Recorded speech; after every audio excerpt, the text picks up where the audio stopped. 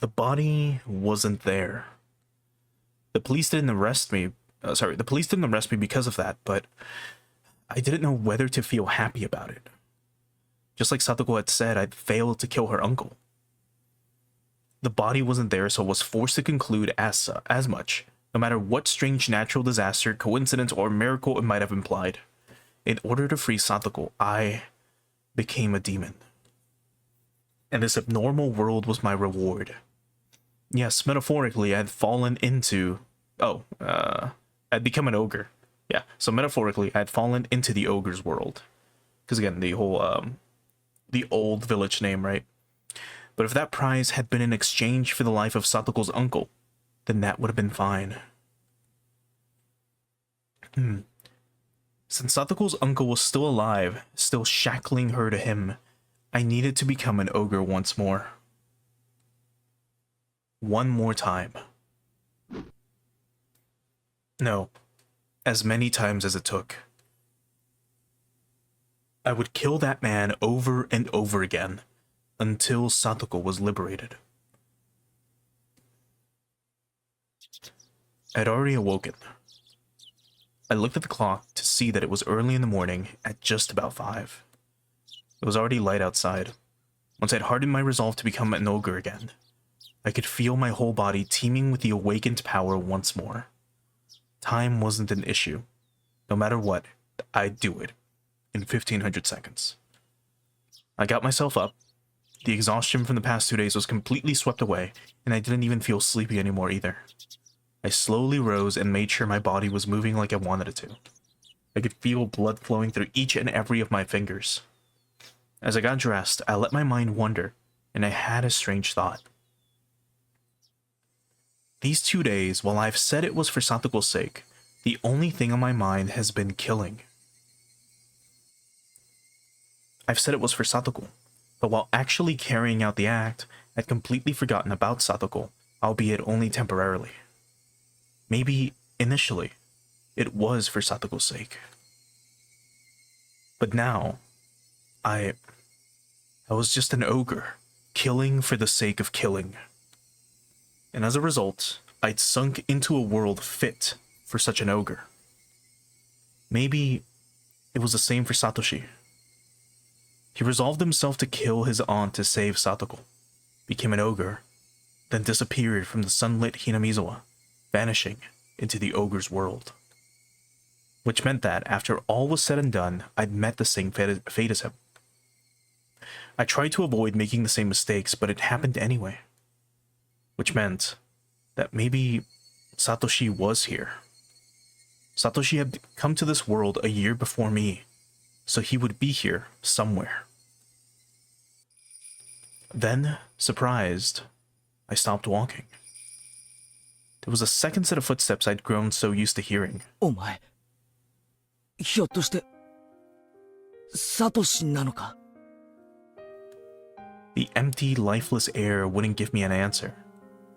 But I felt a strange kind of relief that there was someone there, that Satoshi had stuck with me the whole time. Let's go, Satoshi. Once more. This time, we will set Satoko free for sure. Now, one thing I've been considering, right? We know Keiichi, again, so just to reiterate, which I've been... I say this a lot. I say this in every single chapter so far, or I've been saying this every single chapter so far. We're getting to the climax of the chapter itself. And every single time so far, we've had Keiichi be sleep deprived or be extremely tired in some way, shape, or form. Be it from lack of sleep, be it from extensive use of his body, like we saw during the Watanagashi in chapter 3, where he literally killed someone, dragged them, dug 2 holes, buried a guy, and then tried to like ride his bike home, right? After all his adrenaline ran out, he was just exhausted. So he's not been getting enough sleep. He's tired to some extent, and he starts to hear things or see things that aren't there. And we're currently in this state again. I mean, he keeps hearing, right, like, footsteps behind him. This happened in Higurashi chapter 1, and it's happening again here in chapter 3. In chapter 1, he heard, like, a presence behind him. And he didn't know, like, what to make of it.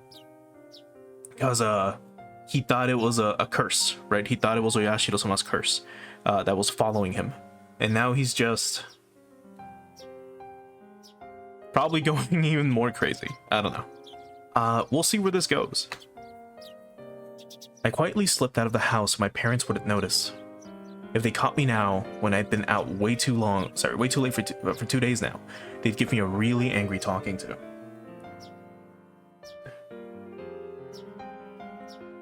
Also, Bo Monara, thanks so much for the following kick. Never mind. Well then, give me a sec.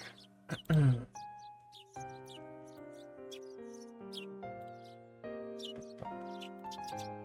there we go.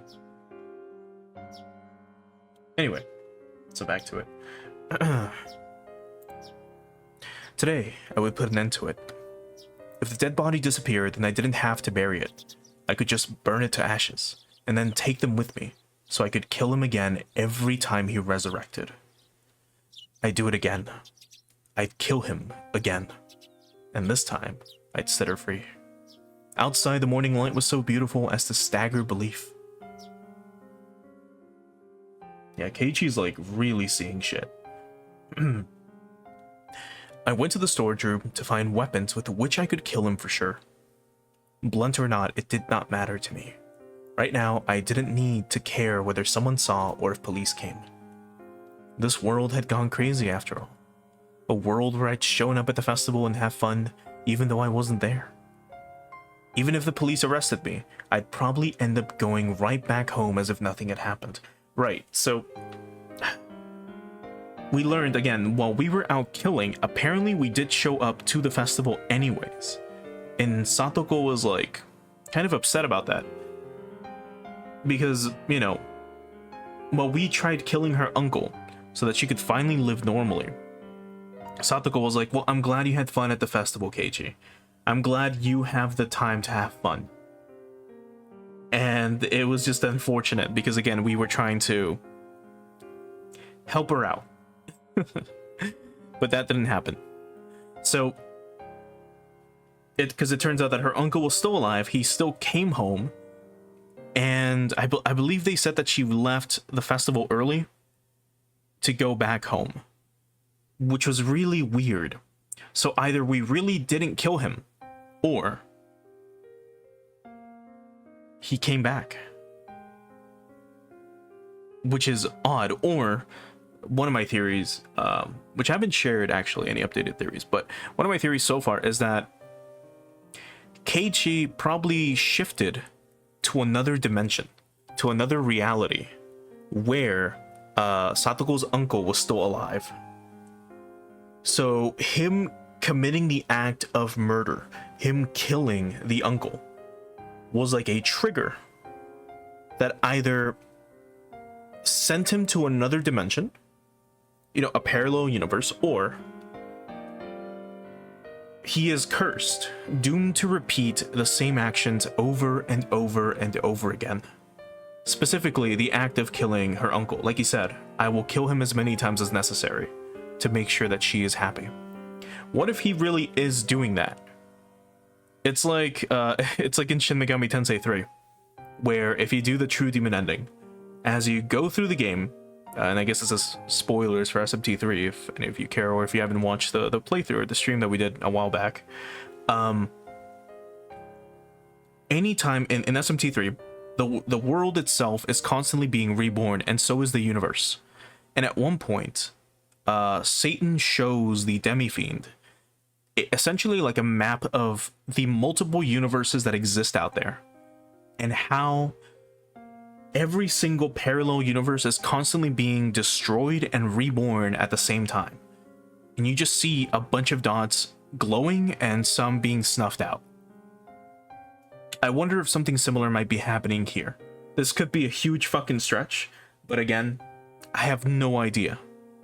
because I don't know if the curses really do exist in Tatarigoroshi or if they don't. Like, this hasn't been confirmed, it hasn't been denied. I am not fucking sure, but we will definitely find out, probably, maybe by chapter 8. Anyway, even if the police arrested me, I'd probably end up going right back home as if nothing had happened. Both me and that other Maebara Keiji. Even without me, he'd fill in. I could vanish from Hinamizawa without anyone noticing. So basically, I didn't care if I was mistakenly killed. Even if I died, Maebara Keiji would remain. After all, this isn't the world I belong in. If I was going to be killed mistakenly for Satoko's sake, then that was just part of my duty as her Nini. As those desperate thoughts became serious, the morning air felt more refreshing to me, strangely enough. これは怖いな。こいつにするか。 It was a hatchet meant for chopping thick firewood. Its hefty steel blade was sinister, almost as though it was a tool meant for killing people. I couldn't exactly take it out in public like that, so I wrapped it a little in some old newspaper and tossed it into the basket of my bike. I was about to ask, because this happened with Rena as well, where Rena would walk around with the hatchet, and everyone would be pretty freaked out. Like anyone that wasn't a local resident of Hinamizawa would be freaked out. Because they assumed, Rena was walking around with a weapon. Like Tomitake would I think he saw her and was like, is she trying to kill someone? But everyone else knows that Rena likes to carry that thing whenever she goes treasure hunting, at the dam, dumping ground. Anyway. 連日、悪い用事に使ってばかりで悪いな。今日も頼むぜ。俺の足。I apologize to my bike for some reason. For the past 3 days, I've only used it for dangerous things. I've been riding this bike ever since I lived in my old town. I could walk most places I wanted to go, so I hadn't used it all that much. My mom had bought it for me when I entered cram school, thinking it would be a convenient way to get to the station since it was far away. So I'd always use it to get back and forth from cram school. I only ever put textbooks and class materials in the front basket too. I'd never try to put a hatchet that I'd be using to kill someone in there. Oh my god. When I came to Hinamizawa, life finally felt fun. Also, I think this is a new background.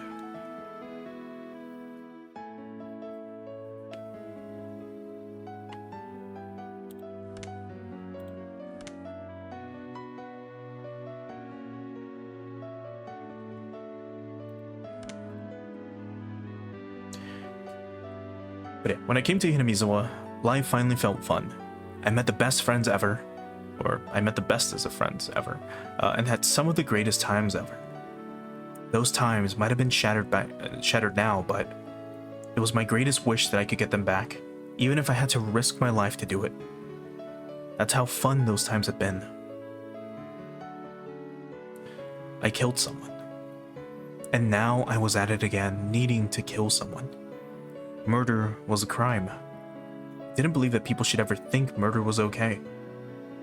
But still, the times I'd had were enjoyable enough for me to commit such a crime.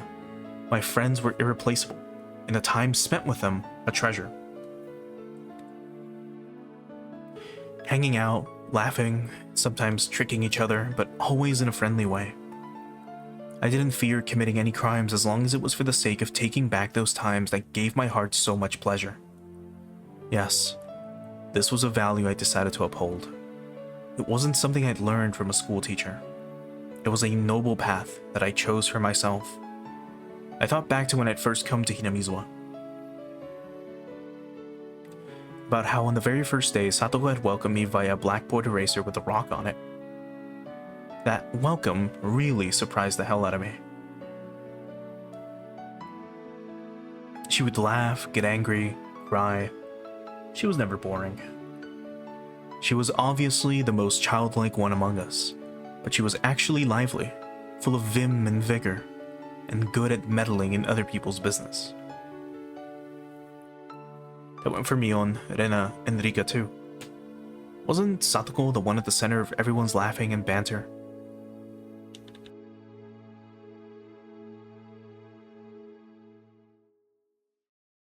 Satoko would try to look cool. Then Mion would make fun of her endlessly. Then Satoko would cry, which would put Rena in a state of ecstasy. Rika would be greatly delighted,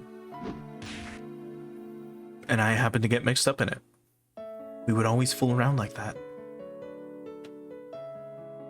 It was lonely when someone wasn't around, but if I had to name one for whom it was the worst, it would have been Satoko. Her smile was everyone's smile. Ever since she stopped smiling, so did the rest of us. And for the rest of us, not smiling was the same as dying. It was just like when I was silently going to cram school every day, just to maintain my unchanging test scores. So, basically, we were nothing when she was smiling, when she wasn't smiling.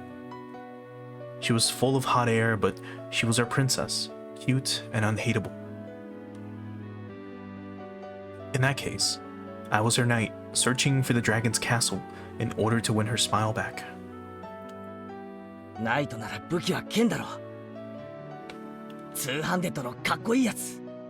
錆びた肉厚のナタで挑むナイトは多分古今東西俺一人だな。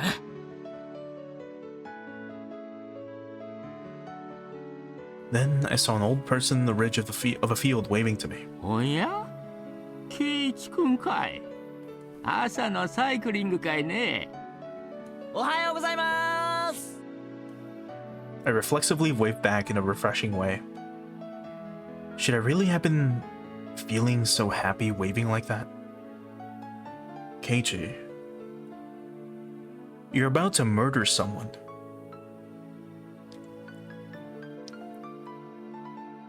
There is one witness already. I guess we'll see what happens. Satoko's house will be right past this road, going beyond the rice paddies.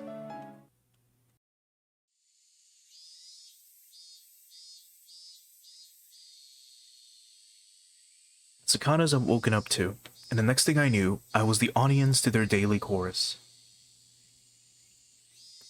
I gave myself a hit or two in the head and drove away my merry morning mood. Drove away my merry morning mood. Jeez, I keep thinking wood immediately, and instead of saying mood, I kept reading mood as like with the enunciation of wood. I drove away my merry morning wood. Amazing. I took a deep breath, then tilted my head back, quelling my pointless excitement. The body wasn't there. Its absence either meant my killing him had been an illusion, or that I'd killed him and he had risen from the dead. Which is still a very crazy fucking thing to think about. Its absence either meant my killing, had been an illusion, or that I'd killed him and he had risen from the dead. If I was at the festival, then maybe I should have considered it an illusion. Coach probably thought that way, which is why he treated me like a lunatic. But it being an illusion was just impossible. I killed him without a doubt. Without a doubt. If that had been an illusion, then that would make all of this Hinamizawa... then that would make all of this Hinamizawa I was in right now an illusion. If that was the case, then here's how it would end up.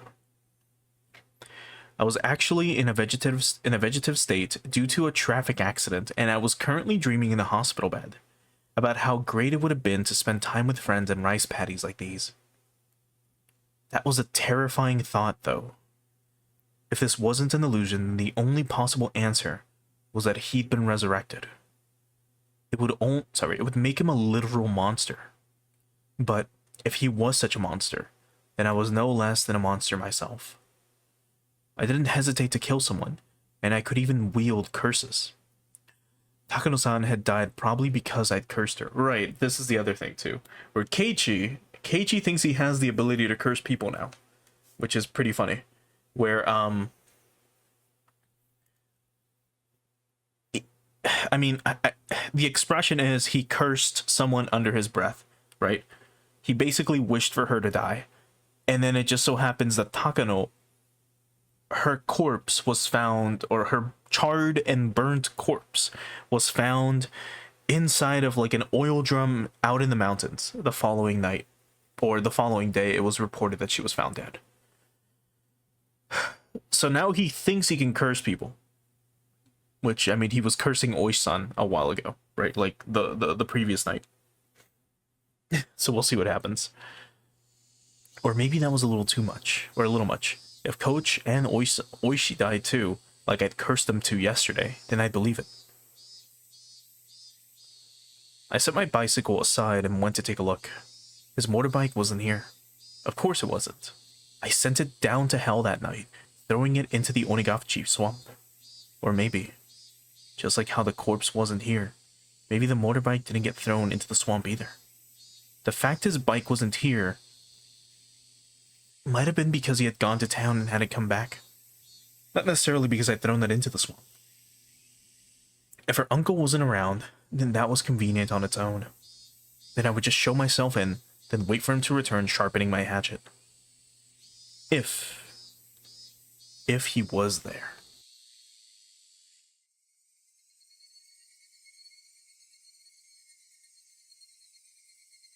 Forgotten sensations came back to my gut.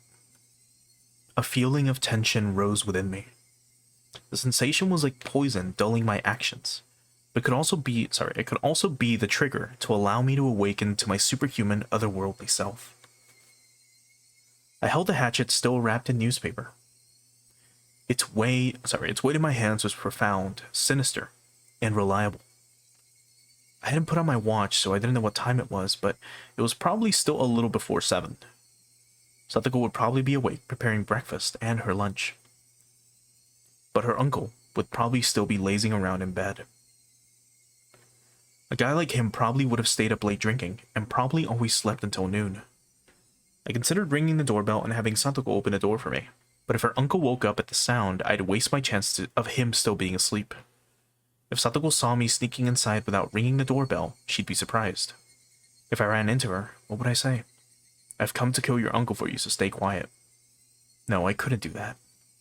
That would be like making Satoko responsible for his death.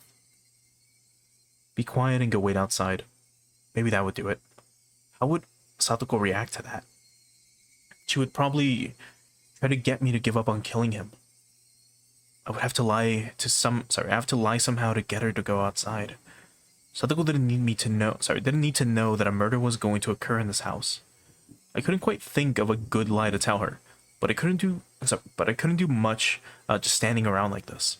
I made up my mind and grabbed the doorknob. Then, slowly, turned it. And pulled. It wasn't locked. The gap between the door and the hallway steadily grew larger. The chain wasn't even on. The oppressive smell of life in Satoko's house hit me. At the entrance, there were a few pairs of shoes and sandals. I couldn't tell whether he was here or not just by looking at them. I could hear a television on somewhere. The television was in the messy dining room. Here we have a new background.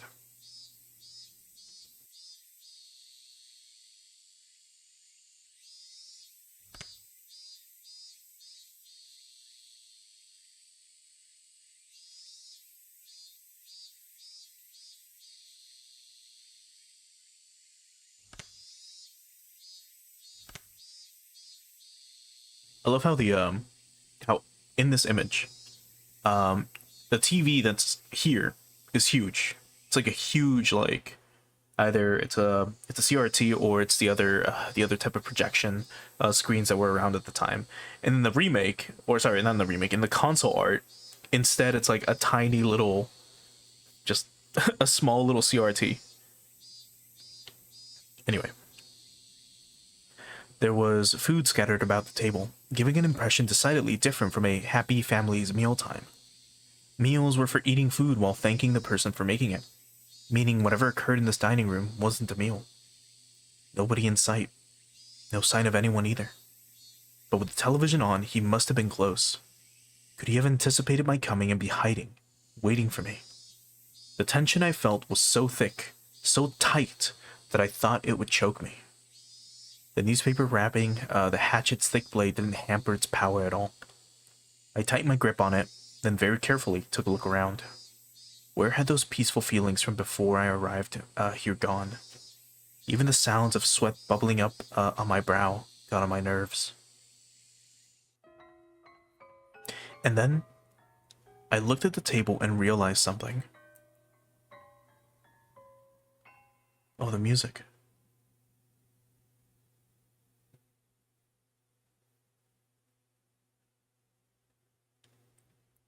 This wasn't breakfast. The grains of boiled rice were all hard and dried up. Then, was it last night's dinner? I left the dining room keeping vigilant, went down the hallway, and found the stairs to the second floor. When that man was playing with his friends, he looked out of a second-story window. It was highly possible that room was his own, that he slept there. I tiptoed up the edges of the stairs, quietly climbing without making a sound. I couldn't hear any kind of snoring. I didn't hear anything up there. I went through a few rooms, slowly and quietly opening the paper doors, checking inside. But I still couldn't find anyone around. To search more efficiently, I got down on the floor and pressed my ear right up to it. I could hear the television in the dining room and a low hum, perhaps of boiling water. It was then that I started to harbor some feelings of suspicion. This house wasn't right. It seemed like people had been here since the TV was on, but it wasn't normal for nobody to be around this early in the morning. I silently descended the stairs and went back into the dining room. I looked at the food scattered about. Completely dried up rice. An overturned bowl of miso soup. The package for a side dish bought at the supermarket. I could tell Satoko had definitely been the one who made this. The food was far from Mion's perfection or Irena's gentleness, but it was sincere. Judging by how she cooked for me at my house, and from the type and amount of side dishes, I deduced the meal was from last night. The numbers stamped into the food packages read 830620. June 20th, 1983. That was yesterday. And there was food for two, which meant that this was last night's dinner, and Satoko's uncle would have been here then. Stop it, Keiji. Don't even think about saying the word impossible again. Anyway, her uncle was here last night. That much was the truth. He had found fault with Satoko's food, thrown the bowl of miso soup, and flung the rest everywhere. Hidden deep within my feelings of calm and composure was lit a flame of anger and a curse. Should I have ever shown this man any mercy?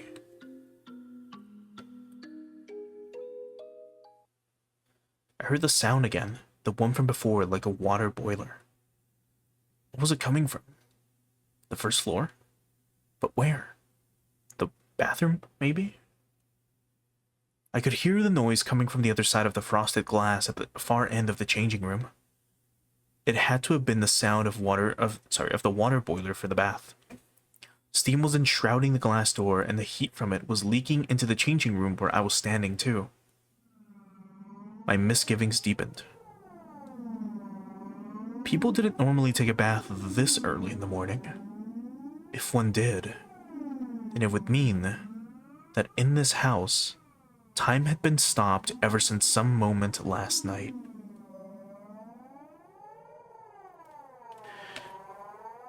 Was it being reheated? The water boiler in the bathroom had been active this whole time. I checked in the clothing basket and saw Satoko's familiar uniform stuffed in it. The uniform had stains of dried rice stuck to it. Certainly not something she could wear today. It was probably from the miso soup at the dinner table yesterday. I looked hard at the frosted glass, but I couldn't see anything through all the steam.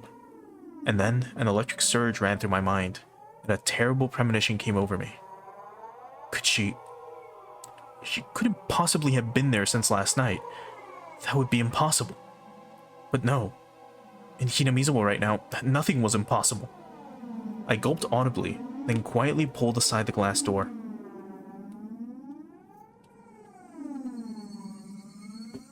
Hot, steaming air burst out of the slight opening. The fan wasn't on in the changing room, so it went completely white with steam.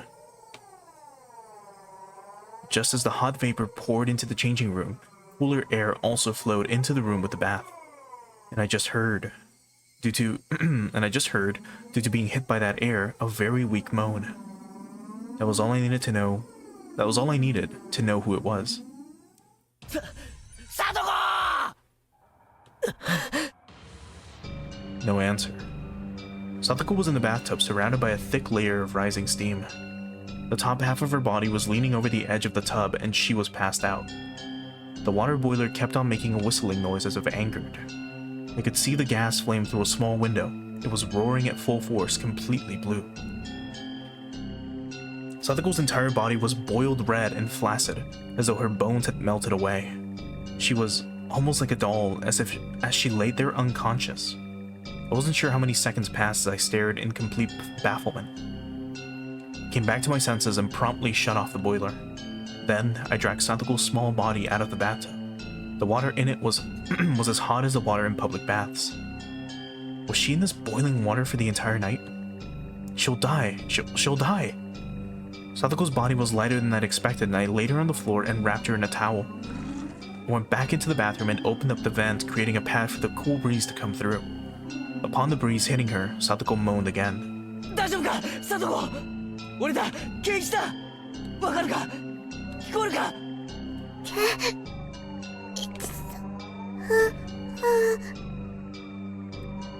Satoko recognized me and muttered a response, but I couldn't really tell what she was saying. Her eyes were muddy and unfocused. I could tell she wasn't completely conscious. Upon closer inspection, her limbs and waist were twitching slightly. This was way worse than normal overheating. This was dangerous. Didn't they call this heat stroke? Think, what would the teacher do if a girl passed out in the middle of summer during a marathon in gym class or something?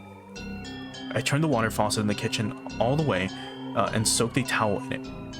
I then took a cold towel and pressed it to Satoko's forehead. Satoko reacted harshly to the coldness and let out a muffled voice.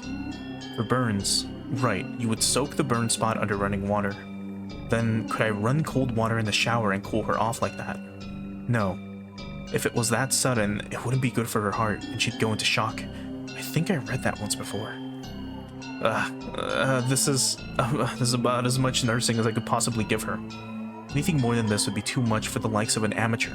大丈夫かサトコもう大丈夫だからな必ず俺がニーニーが助けてやるからな5039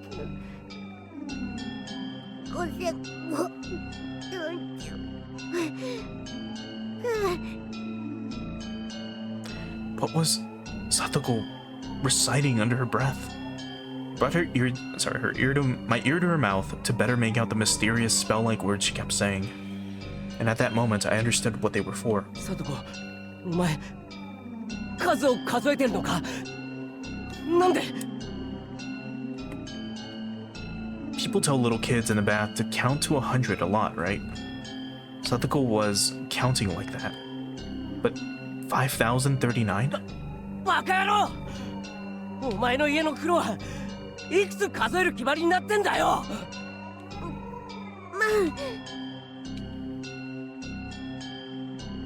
I doubted my ears and doubted her common sense.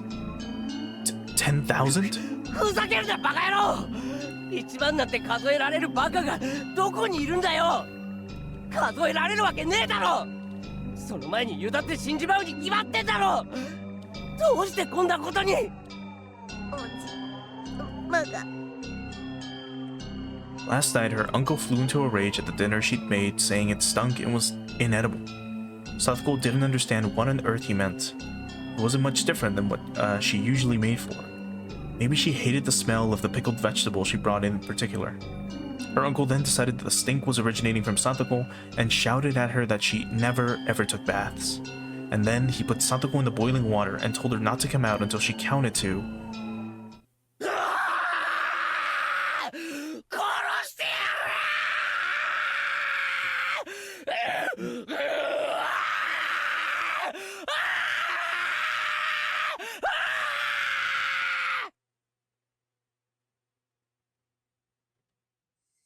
I snapped and exploded. Raising the newspaper wrapped hatchet, I stampeded through the house. I searched for anything, traces, signs, smells, vibrations, heartbeats. With a war cry, I raced up the stairs with such force I could have stomped a hole through them. Then I found the futon in the room I thought to be her uncle's, and, well aware he wasn't sleeping in it, I bashed it with the hatchet. Did he run into the closet? I'll bust the entire closet down, door and all. And if he's not here, maybe there's a secret door. Any switches or levers in the walls here. I smashed into wall after wall with the hatchet, crushing them. Dust rose up into the air and broken pieces scattered about the floor. I smashed all the glass windows too for good measure.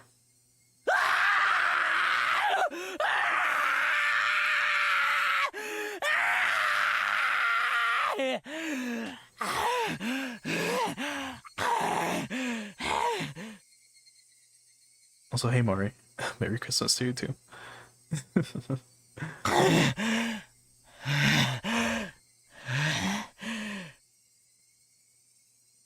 After I destroyed everything beyond recognition in her uncle's room, my reason finally kicked in and suppressed my emotions. Anyway, her uncle wasn't in the house right now. I'd have to leave killing him until later.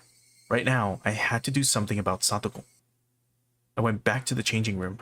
Satoko was still laying limp on the floor. There was nothing more an amateur like me could do for her. I needed to take her to the clinic. Coach had treated me like a lunatic yesterday and tried to lock me up in a mental hospital.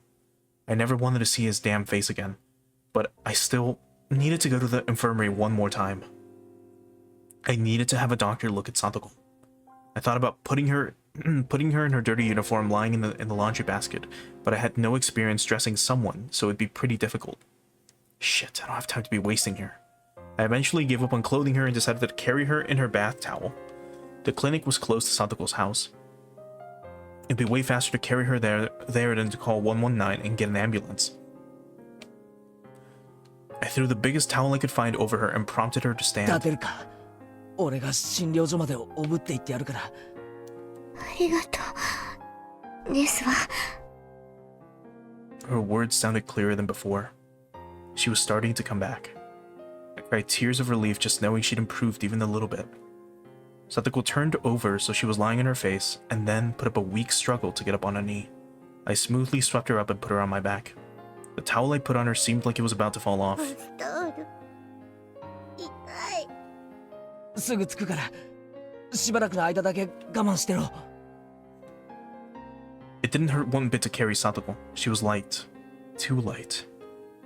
The lightness actually made me uneasy. And then we have this song again. Outside, it had gotten hotter, as though eager to attack Satoko. Cicadas. Why did it have to choose this morning to get so hot out? I didn't have time to swear at them. The clinic was this way. Hoisting Satoko on my back, I broke into a trot.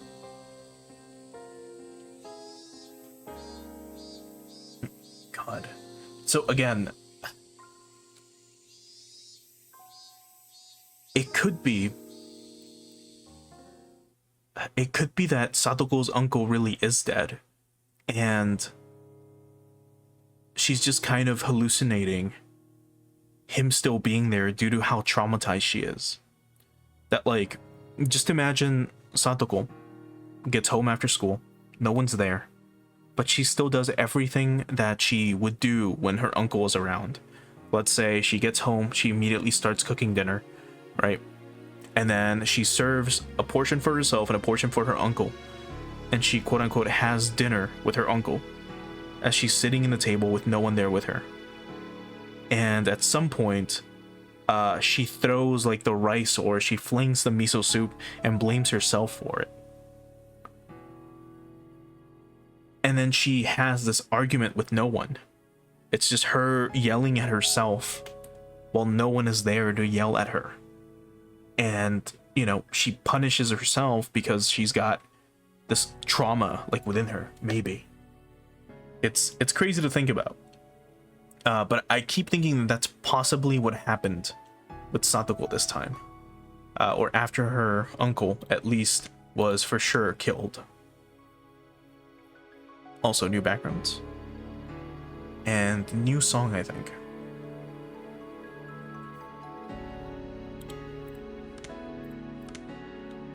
The hilly road to the clinic, with which I never had difficulties before, was now torturous. Big beads of sweat formed on my brow, and at some point my breath had grown faint. The hatchet in my belt was heavy and made it hard to walk. I considered leaving it, but I couldn't let it go, at least not while Satoko's uncle was still breathing. The signboard for the Idia clinic came into sight, but I quickly noticed something was odd, so I stopped. Several red revolving lights were flashing at the clinic. 3 police cars were parked in a parking lot with their lights on. There didn't need to be much else to inform me something had happened. I didn't want to see Coach, so I had planned to leave Satoko in the clinic waiting room and give the receptionist a message. But with that police officer Oishi here, I couldn't go inside so carelessly. Oh, she really does have a towel on. Okay. Well. Oh my god. She's like right in our face. And you can see like the bruises on her body. Or at least some of them. Like they mentioned in a previous chapter. Ugh. That vile thing. I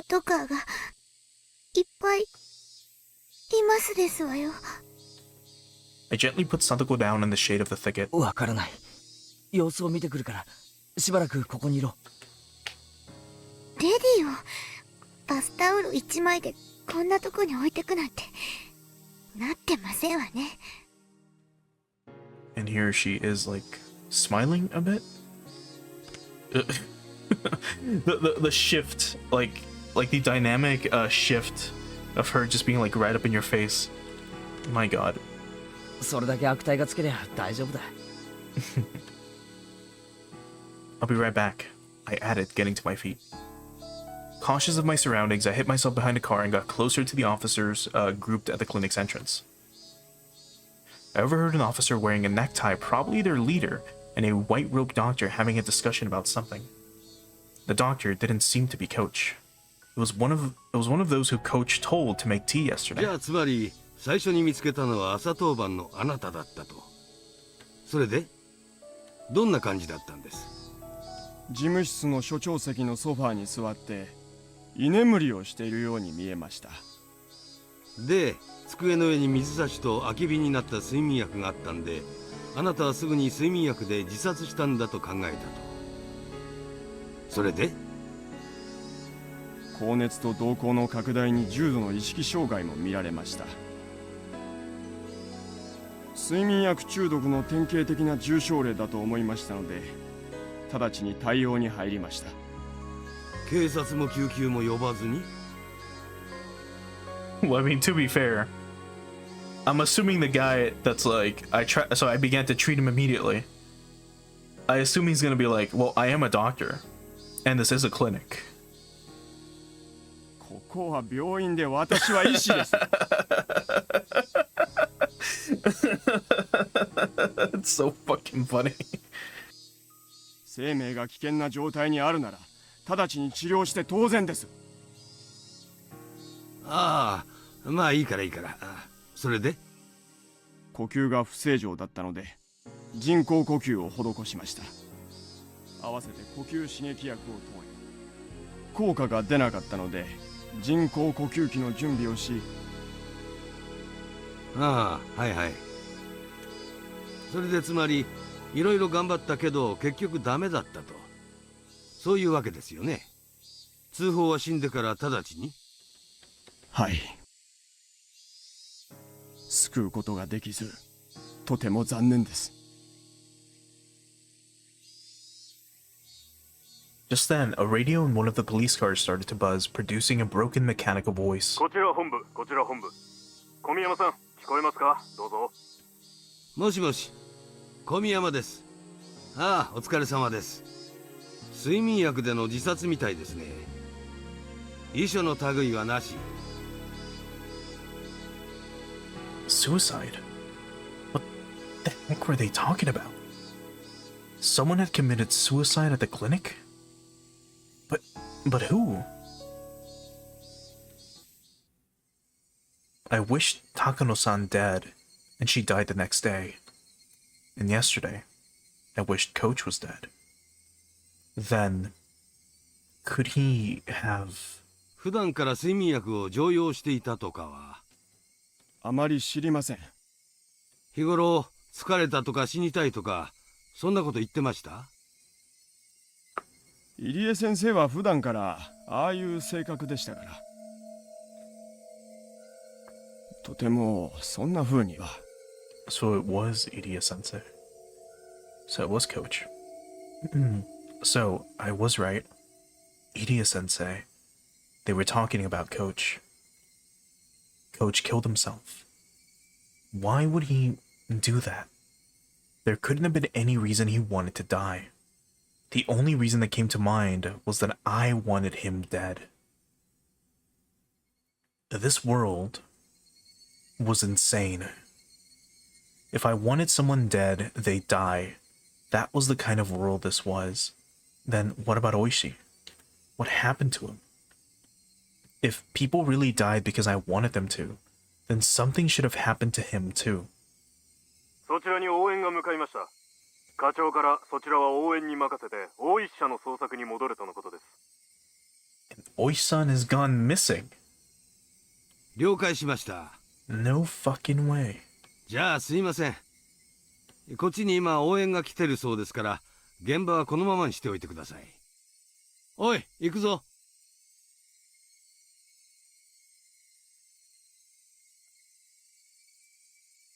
The officers nodded and split up into the patrol cars.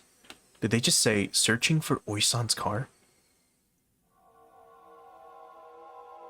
Searching for his car? That meant he had gone missing? Takano-san, Kando-kun, and Oishi. When I wished for it, the very next day, they disappeared. No matter how angry you were when you said you wished someone was dead, it normally didn't happen. Everyone knew just wishing for it wouldn't make them dead, and that's why people could utter such curses so lightly. But the curses I uttered were being granted. At the time, I hadn't even been walking, and yet I heard a footstep. And it wasn't only one this time. Tap, tap. They came from behind. And they stood right behind me, reaching a hand for my shoulder. 一体何事なんですの？さとこか。脅かすなよ。驚いたのはこっちでしてよ。And here she is with this face. She's so confused. いきなり大声を出さないでくださいまし。It was Sadako. Her eyes were still unstable, unfocused, but she seemed able to at least walk on her own now. She looked far better now compared to her earlier exhausted state. 具合はどうなんだ？もう大丈夫なのか？まだ頭が痛いですけど。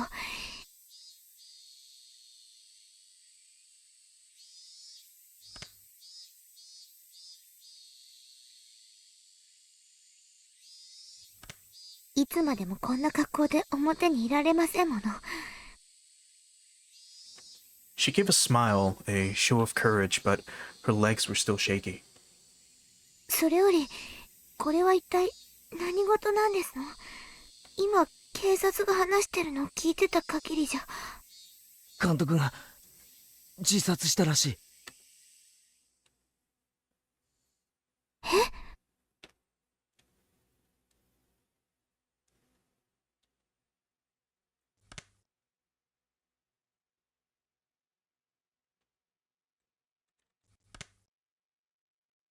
Satoko was at a loss for words. Her face grew paler and paler, and I could tell she was doubting her own ears. ケイチさん、それ、本当ですの？何かの聞き間違いじゃないんですの？確かにそう聞いたよ。入江先生が睡眠薬で自殺したって。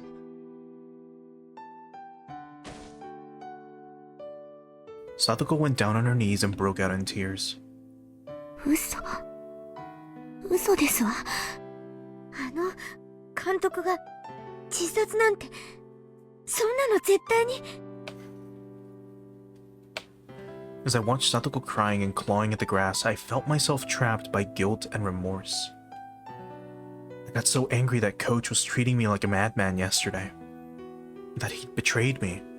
That I thought he'd be better off dead. But even Coach, who to me deserved to die, still must have had people who loved and respected him. Like Satoko here.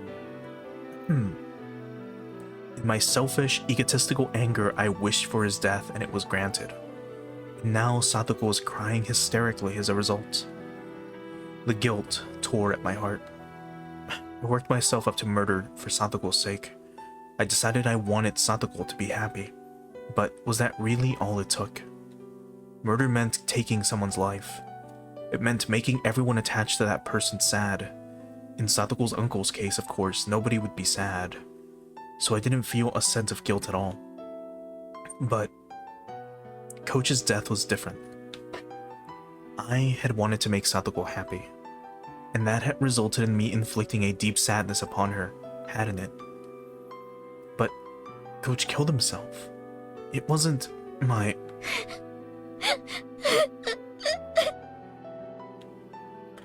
Satoko still hadn't stopped crying, but she seemed to be a little calmer now. Wiping her tears, she stood up. すまない。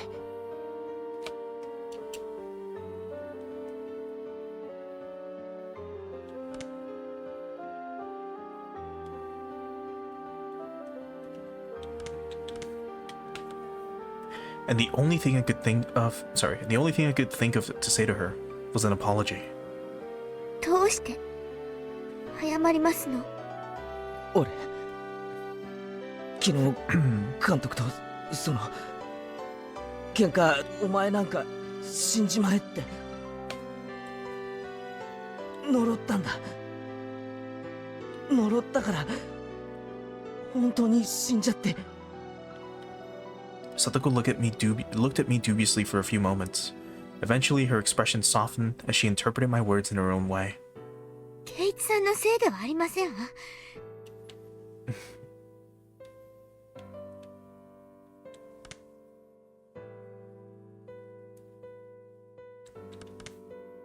監督も大人ですもの。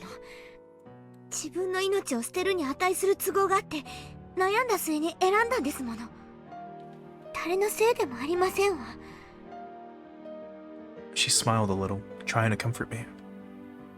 いつまでもこのままでいたくありませんわ。服が欲しい。いいのかよ。診療所に行って見てもらった方が。服を着てから見てもらっても別に死にはしませんわ。Satoko readjusted her bath towel and started back along the path. Her stride was wobbly and it didn't look like she recovered as much as she let on. At first, Satoko tried to go back home, but it was the time of the morning when people were going to school and to work, so after seeing people walking around, she thought better of it. She must have been pretty embarrassed wearing only the towel. 理科のうちに行きますわよ。私の服、あるはずですから。 What the fuck? So if my mental map of Hinamizawa is correct, you have like the shrine in the middle. You have Satoko's house off in one direction, opposite to the shrine. You have Keiichi's house off in an opposite direction to the shrine as well. So if Keiichi's in the west, let's say, then Satoko's house is in the east. Because remember, Satoko's home is pretty far away, and when we rode to Satoko's house, people would be like confused, or even Keiichi was like, she's pretty far away, right? why would she want to go to the shrine when her home is probably closer? Because remember, Rika's house is like on a shack behind the shrine. So she would still have to climb the steps to the shrine and then go to the back of it. ど Anyway, うしたんですの圭一さん。 Satoko noticed how I was hanging my head and spoke to me. 監督はああ見えても大人ですのよ。圭一さんと喧嘩したくらいで自殺するような人ではありませんわ。自分を責めるのをおやしなさいませ。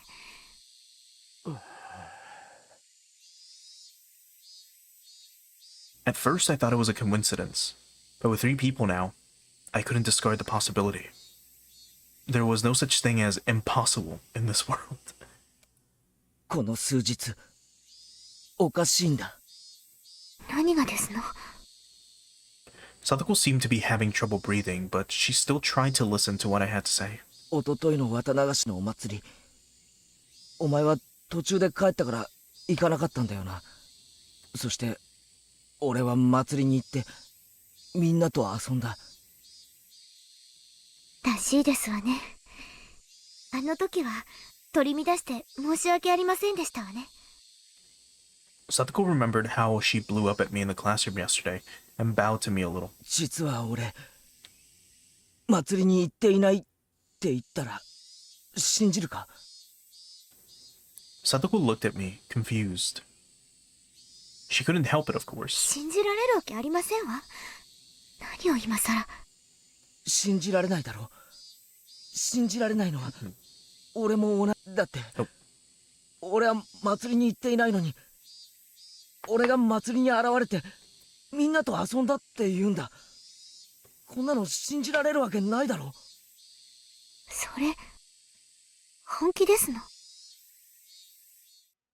ああ、綿流しの夜からおかしいんだ。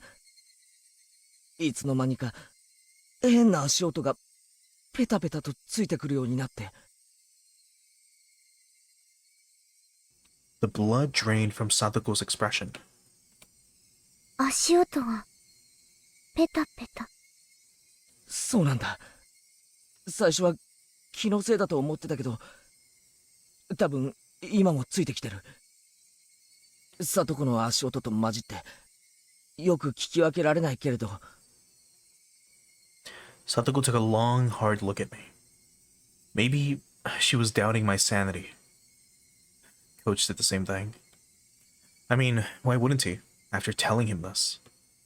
The more I thought about it, the more I was unable to endure the feeling that my hatred for Coach had been meaningless. 綿流しの日、俺は祭りに行かず、あることをしていたんだ。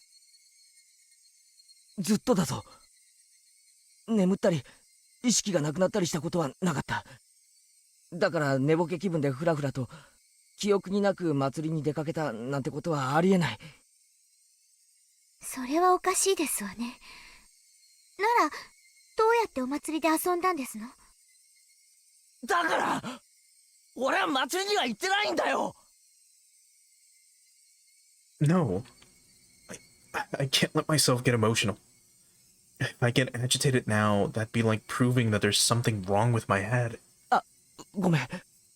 みんなが信じてくれないんで、つい。圭一さんがそう言うなら信じてあげますわ。それで？あの夜、高野さんに会ったんだ。それで見下されたと思って、俺は心の中で念じたんだ。お前なんか死んじまえって。高野さんってどことなくそういう雰囲気がございますものね。その気持ちわからなくもありませんでしたよ。高野さんが死んだの知ってる？昨日の話だ。どこかで焼け死んだらしい。それ本当ですの？死んだんですの？俺が死ねと願うと次の日には死んでるんだ。それから警察の大石ってやつも知ってるか？ムカつく太った刑事みたいなやつ。 Satoko nodded a little. さっき警察が話してるのを聞いたんだが、どうもあいつ、実は昨日あいつにも死んじまえって念じてたんだ。それ本当の話ですの？嘘じゃない。俺だって信じたくないけど本当の話なんだ。高野さんも監督も大石も俺が死ねと念じたら本当に死んでしまったんだ。 For a little while, Satoko was at a loss. A long silence ensued.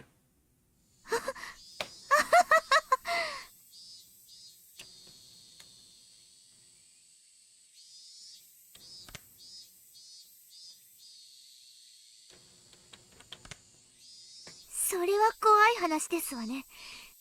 圭一さんにせめて嫌われないように気をつけませんと。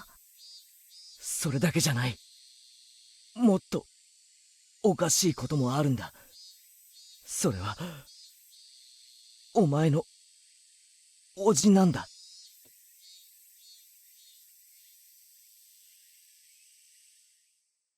Why did he use Omae when talking to Satoko? Or was it, or in this case, is the Omae meant to refer to the uncle itself and is not directed at Satoko? Because he basically said, there's something even stranger. It's about your fucking uncle, essentially. Like, or your damn uncle. Or that damn uncle of yours. Anyway. おじさまの話はやめてくださいましな。昨日いたんだろ、お前の家に。あの人の話はやめてくださいます。嫌なんですの。ありえないんだ。あいつがいるわけがないんだ。やめてって言ってますのよ。あの男が綿流しの夜以降いる。だってあ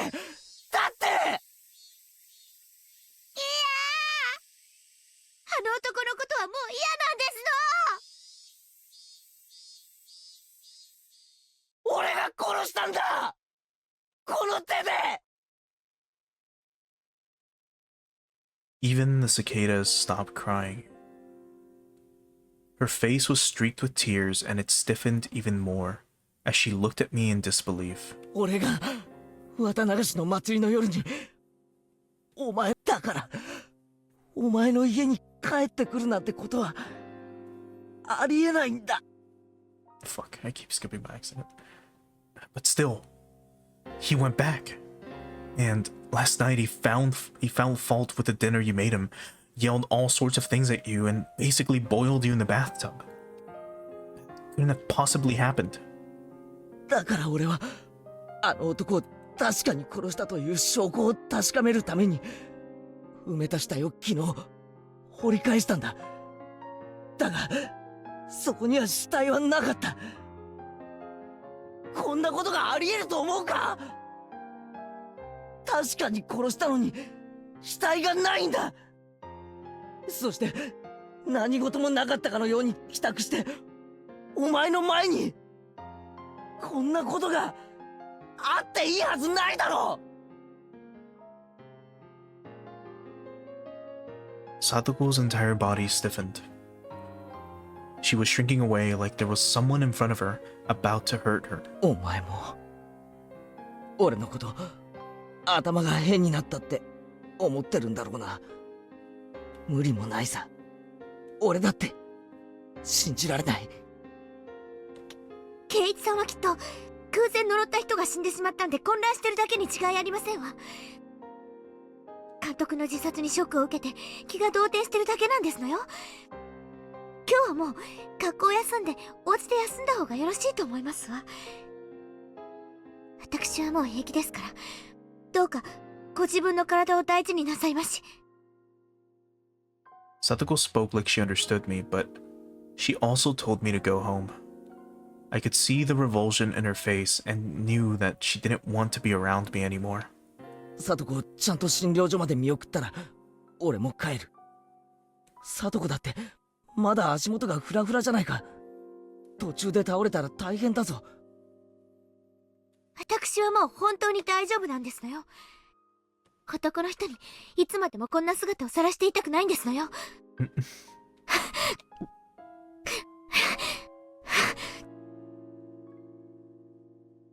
She wobbled up the shrine steps looking like she was about to fall. I immediately ran up to her and helped her stay on her feet.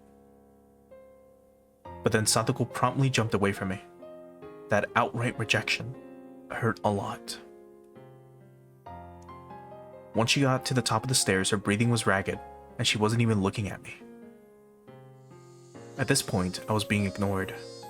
Well, it was more like she didn't want to have anything to do with me. It was really a feeling of rejection, and that hurt my heart more than any blade could have. This was the path I chose for her sake. To be treated like this at the end of it all was just so saddening. Don't be naive, KJ. You never wanted to be repaid in the first place. You didn't do it so that Satoko would thank you. You did it so Satoko would be happy now. And that was what led to this ending. Rika's house was a disaster, a prevention storehouse used by the town council. If you went past it a little further through the shrine grounds, you'd apparently reach the back of the assembly hall. Satoko was heading there, walking quickly, the gravel under her feet crunching as she went. Did she want to get there as soon as possible? Or did she want to run away? I couldn't tell. And then I heard the vigorous sounds of wings flapping. I turned around and saw a crow. I hadn't seen many crows since coming to Hinamizawa. I saw them a lot in my old town, though. On garbage day, they'd flock to trash collection points, pecking through the bags with their beaks, drag out the contents, and have a feast. As I was remembering that, I saw a few crows flocking around the shrine's donation box, and I thought how terrible it was for someone to leave a garbage bag in a place like that. The cicadas quieted. Breathing stopped. Thoughts ceased. Even time came to a halt. I ran over to where the crows were flocking. I ran there in order to drive a horrible idea out of my mind. I definitely hadn't wanted this. There's no way I would ever wish for this even by mistake. This was not.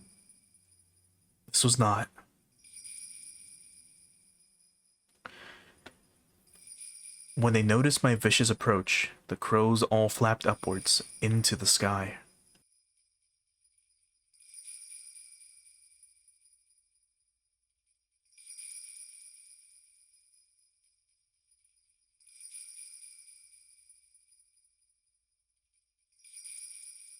When the crows' big black bodies flew away, they exposed the garbage bag.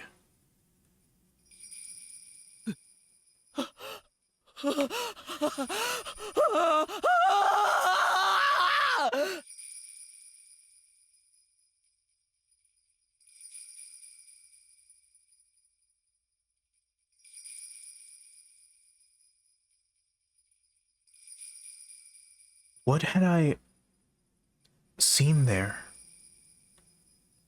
The scream had escaped from my throat before I understood what I was looking at. What was this? Satoko came over as well, realizing something had happened, and she looked over my shoulder, and then she screamed as well. This wasn't... The garbage bag was crimson, dyed in fresh blood. Enough of this stupid roundabout way of saying it. That's right, yes. Yes. It was Rika-chan. Our friend, Satoko's best friend. Always easygoing, clever as a cat, but so cute you couldn't hate her. Our friend Rika, Rika was stark naked. She was face up, limbs sprawled. Her eyes were like glass, just staring up into the sky. And Rika! Rika! Rika!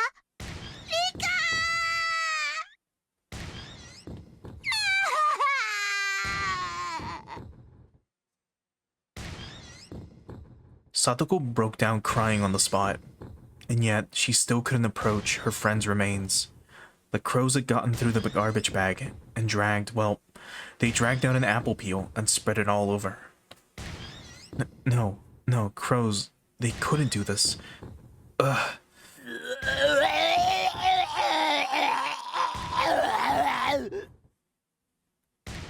On the spot, I started vomiting. The sour taste became a bitter one as I threw up over and over again. Rika,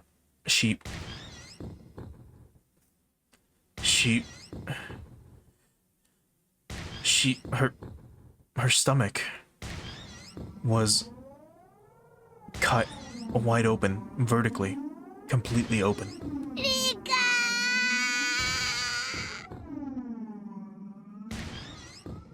Also, hey Moon, thanks for stopping by, but I don't know if you want to stick around for this. So I don't blame you if you hop off for a bit.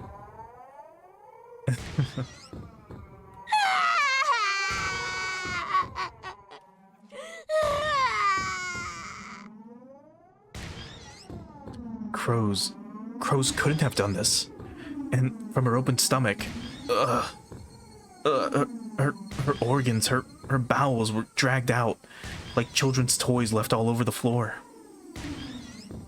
That unbelievable sight induced oxygen deprivation in my brain. Color left my vision, a pounding headache, dizzy, and I wanted to vomit.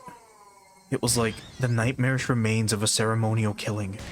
Someone somewhere had killed Rika, brought her here, laid her here with her limbs sprawled out, and then cut open her stomach and dragged her out her intestines. Red and pink viscera were sticking out of her gut, and her intestines were scattered in every direction like it had been for fun. The entire ground was covered in an ocean of red and black. A few of the crows had hopped around inside that ocean. They walked through the sea of blood, leaving bloody footprints, and those footprints, there were several still left on Rika's body. Those sinister prints made it seem even more like a bizarre ritual killing. I may have wished for Takano and Coach and Oishi to die, but I don't remember ever wishing for Rika to die. そうさ、俺じゃない、俺じゃない、俺じゃない。 I stumbled backwards, then stepped on a newspaper. A newspaper? In a place like this? The newspaper was what was covering my hatchet. I'd kept it wrapped up and on my belt in order to carry Satoko, and that newspaper had fallen off. Don't scare me like that. I bent down to pick it up, and then Satoko looked at me with such disbelief I'd never seen him froze. She was looking straight at me, at the hatchet, on my belt. 落ち着け、サトコ。これは違うぞ。 Oh no. Satoko, trembling madly, backed away. 俺じゃない。俺じゃないんだ。俺じゃ。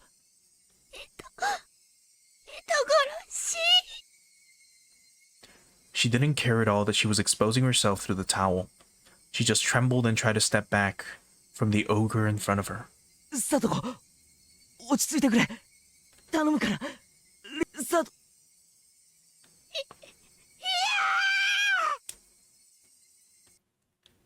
Screaming weakly, Satoko began to run unsteadily. Run away, that is. 待ってくれ、サトコ。違うんだ。違うんだ。 The way she ran away, it was so weak, so slow. So if I wanted to go after her, I could have caught up. But if I try to grab Satoko's shoulder or something right now, she might actually go crazy. So I had to follow her and try to clear this up. 高野さんを殺して、監督を殺して、大石さんも殺したんでございましょう。おじさまを殺そうとして、リカまで。人殺しー！俺じゃない。俺は殺してなんかいない。何を言ってるんですの。あなたさっき自分で言ったじゃありませんの。死ねって、死んでしまえって。それでみんな死んでしまったんでしょ。俺は死ねって思っただけで、別に。自分で何をしたか記憶に残っていないんでございましょう。そんな人の話なんか信用できるわけありませんわ。人を殺した時の記憶が欠落してるだけなんじゃありませんの。いや、記憶がないふりをしてるだけなんじゃありませんの。第一、そのナタは何なんですのよ。説明してごらんなさいな。これは。ほらほらほら、圭一さんは殺人鬼じゃありませんの。どうしてですの。ちょっと意地悪だったけど楽しくて優しい、一度は本当のニーニーかもしれないとまで思ったのに、どうしてそんな風になってしまったんですの。 I'd have been able to slowly answer each one of Satoko's questions at a time, but in this situation, explaining my innocence in such a short period of time was impossible. I mean, I didn't even know if I was really innocent anyway. At the very least, I killed Satoko's uncle. There was no body, but I killed him, without a doubt. At that point, I was far from innocent. And I wished Takano-san, Coach, and Oishi-san were dead. And that curse of mine was granted. When I wished for Takano-san to die, I didn't think of it as anything more than a normal thing you'd say to someone you didn't like. But then she actually did die, and I realized that if I wanted people to die, they would. And hoping it would happen again, I cursed Coach and Oishi to the same fate. So even if ignoring Takano-san's death, Coach's and Oishi's were completely premeditated crimes. Was I a killer, just like Satoko said? Was I unable to distinguish between illusion and reality and turned into an ogre without remembering it, becoming a killer who carried out Oyashiro-sama's curse? No, that couldn't be. It was impossible. Ah, damn it. The very word impossible was impossible in Hinamizawa right now. How many freaking times have I said that word these past 3 days? Satoko had started crying again and was walking unsteadily. At first, it felt like she was running, but now it was like she was walking away crying from someone bullying her. どうしてこんなことになってしまったんですの。どうして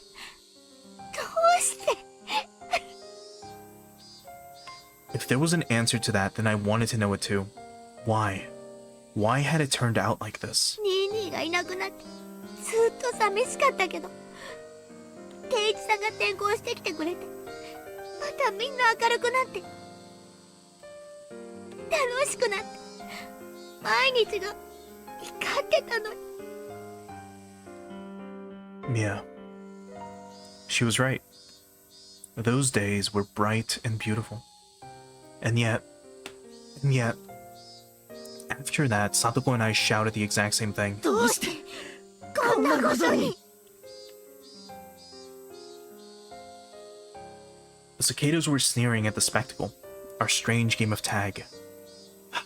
Shut up, shut up. Eventually, I heard the murmuring of a stream. The forest parted, and a suspension bridge appeared.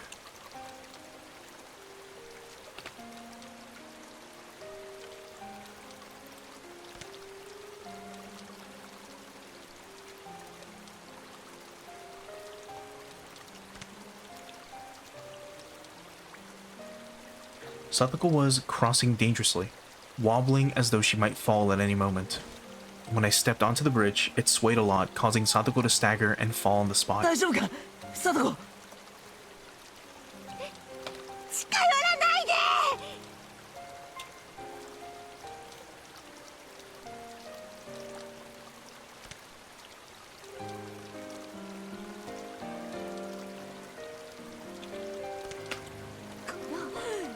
人殺し。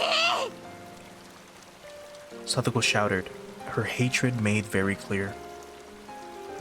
It was sad. If words could cut, then this warmth flowing from my eyes would have been blood for sure. どうしてこうなってしまったんですの。ケンイチさんのこときだったのに。 I wanted to go up to her and give her a hand, but the distance between us was uncrossable. If I got any closer, Satoko would start shouting again and say things that would hurt me deeply again. So I couldn't approach any closer than this. サトコ、俺にもなんでこうなったかわからないんだ。でもこれだけは言える。リカちゃんを殺したのは俺じゃないんだ。それだけは絶対に。いい加減なこと言わないでほしいですわ。自分の記憶にも自信が持てない人が何を言ったってどう信じればいいって言うんですの。 I tightened my hands to fists. This was mortifying. I wasn't crazy. Hinamizawa was crazy. Ever since I wandered into it, lost on that one night. This insane world where I was at the festival when I wasn't, and the uncle I killed was alive, and where death would come by just wishing for it. It was this world's fault. Mion and Rena started acting strangely, like they were possessed by something too, and Coach wouldn't believe anything I had to say. And even Satoko, who I should have protected, was yelling at me like this. Was the price for killing a man supposed to be this high? Was I really going to be forced to stay in such a bitter world? I did the right thing. At least I wanted to. So then, why? I hated it. Every time I asked why, the days Satoko and I enjoyed in peace went so wrong. サトコ、信じてくれ。俺は人殺しじゃない。ではそのナタは何なんですの。 To make sure your uncle was dead. 納得のいく説明はできまして。このナタが怖いのか。じゃあ捨てるよ。それなら安心だろ。 Satoko didn't nod, but she seemed to be in agreement with that proposition. I clumsily took the hatchet out of my belt, then dropped it over the side of the bridge into the stream below. 捨てたぞ。これで話を聞いてくれるな。 Also, welcome back, Billy. 武器を捨てたぐらいで気を許すと思いまして。圭一さんほどの方なら私を素手で絞め殺すなんて簡単でしょうに。 Like hell I would. Never want to kill Satoko. You idiot. じゃあどうしたらいい。両手を頭の上で組んだらいいか。そうですわね。両手を頭の上で組んで後ろを向いてくださいます。 It was a cunning plan, much like the one she used during club activities. Putting my hands on my head and turning away would mean I couldn't attack Satoko very easily. I immediately acquiesced to her request since it would make her feel better. これでいいか。俺の話を聞いてくれ。 Satoko stood up, then carefully approached me from behind. And then she actually came up right behind me. She was so close, and yet I was so sad that I wasn't allowed to turn around. 圭一さんが悪くないのはなんとなくうすうす分かっていましたわ。え？多分あなたは何か悪いものに乗り移られただけなんですの。さっきまでは圭一さんが殺人鬼なんだと思ってたけど、私分かりましたの。あなたの目を見ていたら。 I could hear that Satoko was still crying, but her voice was gentle just the same. 圭一さんが人殺しなんかするわけがない。圭一さんの体を何か悪いものが乗っ取って悪事に駆り立てただけ。 Was she speaking literally right now? Or was she trying to admonish me? I couldn't tell. 思えばひょっとするとあの人たちも圭一さんと同じものに乗り移られていたのかもしれない。あの時は殺されるとしか思わなかったから、そこまでは考えが及ばなかったけど、今ならわかる。あれは乗り移った何か悪いものの仕業だった。サトコ、何の話した。 It was less like she was talking to me, and more like she was talking to herself, like she was confessing at my back. 分かってるんですの。私、身に覚えがないわけじゃないんですのよ。Satoko's voice started to become mixed with sobs. Her pained voice tore at my heart. But I didn't know what Satoko was talking about. 西宮殿の屋根によじ登ったことがありますの。何年も前のことですわ。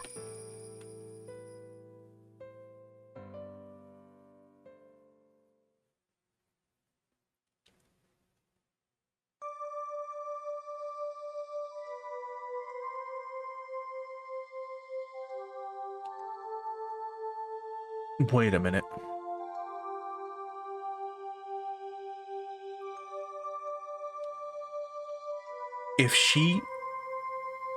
If this flashback mentions Satoko jumping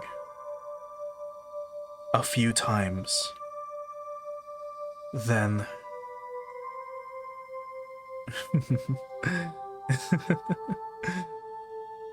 once, when Satoko was playing hide and seek at the shrine grounds, which she climbed onto the roof of the storehouse for ritual implements, which everyone said not to go near, and hid.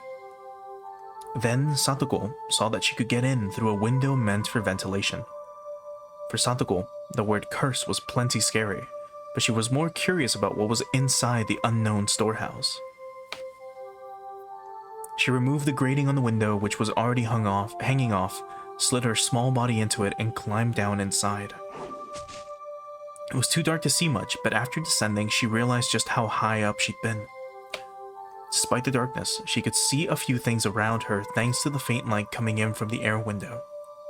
And to her disappointment, it was just a regular old storehouse. She tried to leave, but the door was locked up tight from the outside, and it was made not to open from within. She would have to go back out through the ventilation window she'd come in from, but the window was high on the wall, and there was no way she would be able to climb back up. Satoko desperately tried not to cry and racked her brain thinking of a way to get up there. There were a lot of bird cage-looking things hanging by chains from the ceiling. She took the hanging chains and strung them along the wall. She climbed up the bundle of chains. If she climbed up the bundle of chains, she might be able to manage to climb up the ventilation window. There was nothing else she could do, so she had to try. And try she did. It was dark and creepy, and she didn't want to stay there forever. The more she thought about that, the more she panicked. She climbed the bundle of chains. Satoko could hear the clinks and clangs of everything creaking under her weight. And then, just as her hand reached the window, one of the metal fixtures she'd used to stick the chains on the wall flew off, and the chains all began to pull loudly and furiously every which way. Spurred on by the sounds behind her, she managed to get back onto the roof from the window. Because of the weight of the flailing bundle of chains, the other fixtures broke. And then one of the big bird cages hanging from the ceiling fell to the floor with a huge noise. Under it was an image of Oyashiro-sama, his vessel, and the cage took off one of the arms, then trapped some other implements beneath it. It didn't take very long for her to grow scared of what she'd done. The deafening noise could be heard from the rest of the shrine grounds. A few other children heard it and gathered around, and of course, Rika was one of them. Then Rika's father, the shrine's priest, with an angry look, ran over. And then, as for what happened next, it was painful to remember. The only one who knew Rika's parents kept the key to the ritual storehouse was Rika. So he scolded her, saying that this happened because Rika pulled a prank and hid me in there. He was very angry and menacing. Just looking at him was enough to frighten anyone. He exposed Rika's back, took a strangely shaped ritual cane or something, and struck her with it several times. Rika's words at the time, "It wasn't me. It wasn't me. I'm sorry. I'm sorry." That pitiful voice, I still can't get it out of my head. I should have said it was me. I should have said so to save my best friend from the false accusation without being afraid of Rika's father's terrible temper. Rika gritted her teeth and cried at the same time. Rika gritted her teeth and cried at the same time she didn't remember doing. Ever since then, the world had been strange. わかってるんですの、私には。これは、お社様のたたりだって。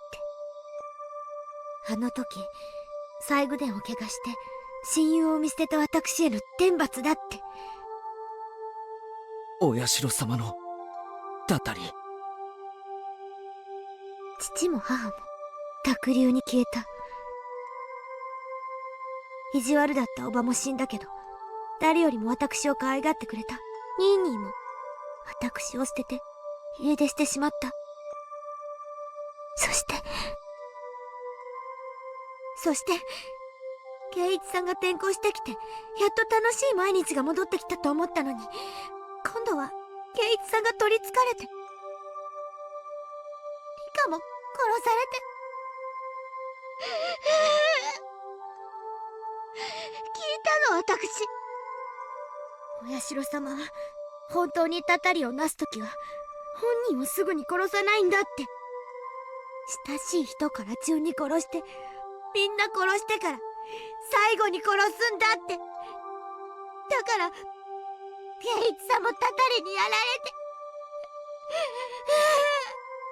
きっと今度はレナさんやミオンさんがたたられてしまうんですわ。そして殺したり殺されたり、もう嫌。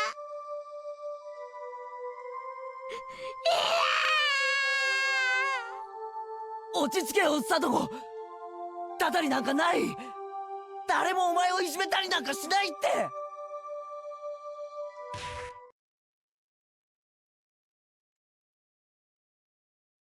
When I turned around, I was thrust away with amazing force. Given my hands were awkwardly placed on my head, I couldn't take the fall and lost my balance. And I'd been pushed not into the bridge, but to the side. Towards the stream. No. This can't be happening. As one last miracle, I was able to grab a cord hanging from the bridge. Far below me was the stream. We were pretty high up, and below were rocks of all sizes. If I fell, it clearly wouldn't be pretty. The entire bridge was tilting under my body weight. My frail little grip probably wouldn't last another minute before my fingers had to let go. Satoko! Satoko! I didn't understand myself what I meant by shouting her name then. Was I asking her to save me? Or was I asking her why she did this? Finally, everything came into focus, and I saw Satoko. And I was surprised at what an odd expression she had. It was the first time I'd seen it. It was an expression of righteous anger meant only for those who needed to die.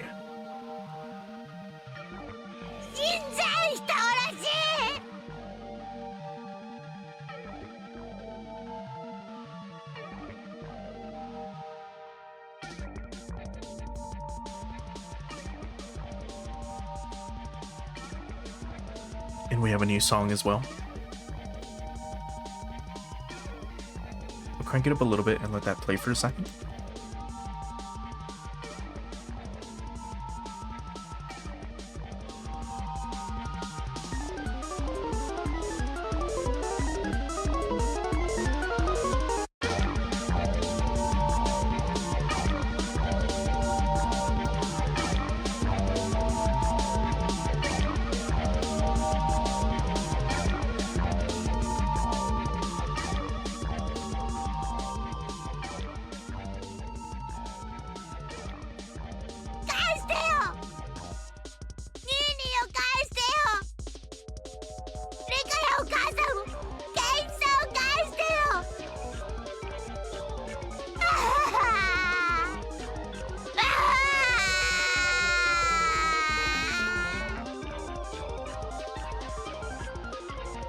As she screamed, she jerked the bridge to and fro. She didn't have to do that. I was gonna fall anyway. 私はお前なんかには負けないんですのよ。タタリなんかに負けてたまるもんですか。お前になんか絶対に負けない。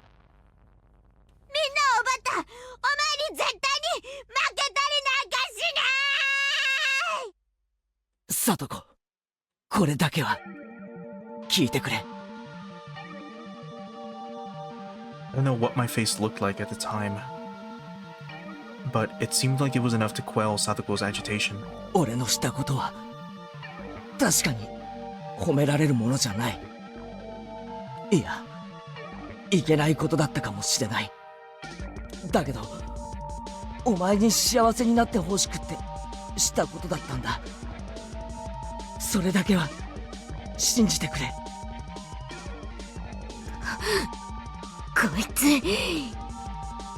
最後の最後でケイイチさんのふりを。 Satoko didn't seem to have any more desire to listen to what I had to say. And for that to happen at the very end like this was tragic. お前に褒められたくてやったわけじゃなかった。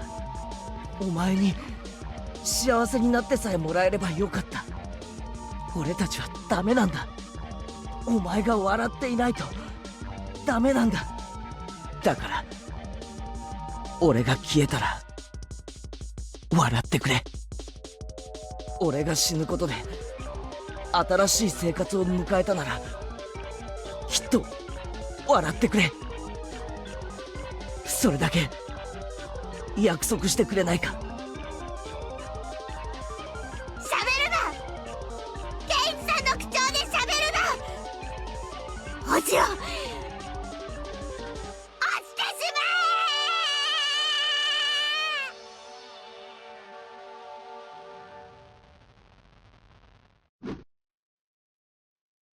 え。 Those were the last words Satoko ever said to me. Those sad, tragic, and altogether unrewarding words. What on earth was I? My desire to make Satoko happy ended up like this. Where did I first go wrong? And what was the mistake I made? When did I make it? Was I the crazy one, or was it Hinamizawa? Even after all this, I thought I wasn't crazy at all. It was this eerie world that was crazy, this world I'd accidentally wandered into that one night. Because that fun world where I never doubted all the crazy times we had as a club would go on forever. It couldn't possibly have transformed into such an abnormal world. That fun world wouldn't have ever ended with this, with Satoko pushing me to my death. In the end, I was gonna be swallowed up by this crazy world and disappeared. No, I'd probably already disappeared. Yes, probably. On the night of the Watanagashi, I'm sure that in the world I really belonged to, I'd vanished that night and everyone was worried.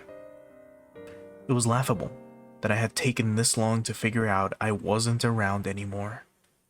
Yashiro-sama's curse on the 5th year was Satoko's uncle dying and me disappearing.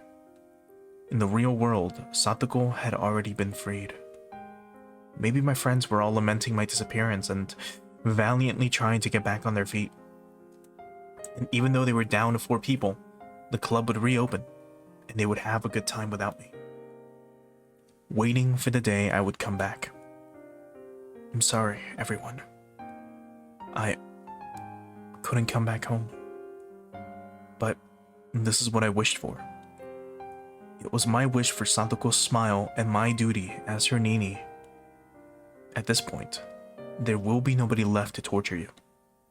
Because Satoshi and I took 2 years, but we succeeded. That annoying toothy smile of yours. We wanted to see it one more time.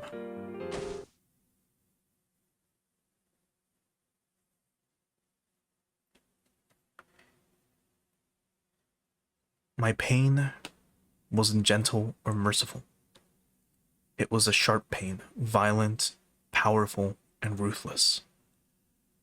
What little compassion I had receded in the span of a moment. And now, I could die. I could say goodbye to this insane world. Farewell, crazed Hinamizawa. Thanks for giving me the psychic powers to kill people whenever I wanted. If you still allow it, I wish for one last thing. The death of this very world, of this crazed Hinamizawa, so that nobody would ever have to find themselves lost here again.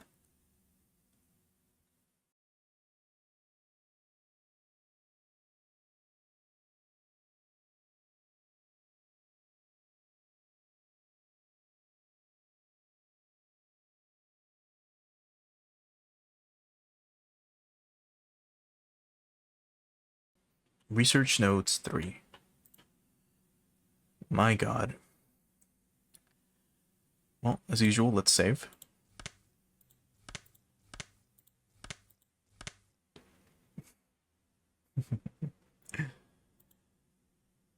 And let's go ahead and view the new tips real quick. So research notes, which were research notes 3, if I recall. Oh, my throat is like killing me a little bit. But yeah, bye bye, Keiichi. Oyashiro-sama. Nobody really knows what characters to use to write Oyashiro-sama.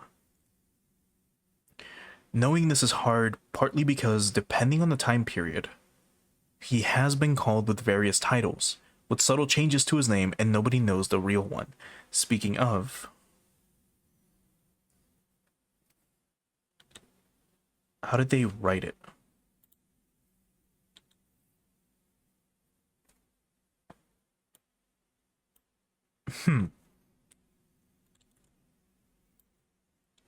Because I can see the ya katakana. But what does this actually say? Let me double check.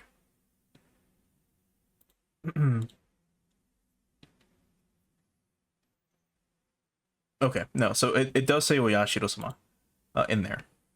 Just wanted to make sure. Interesting.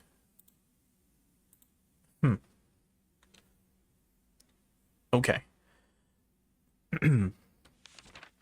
The only thing all time periods agree on is that the 4 syllables o, ya, shi, and ro are always used.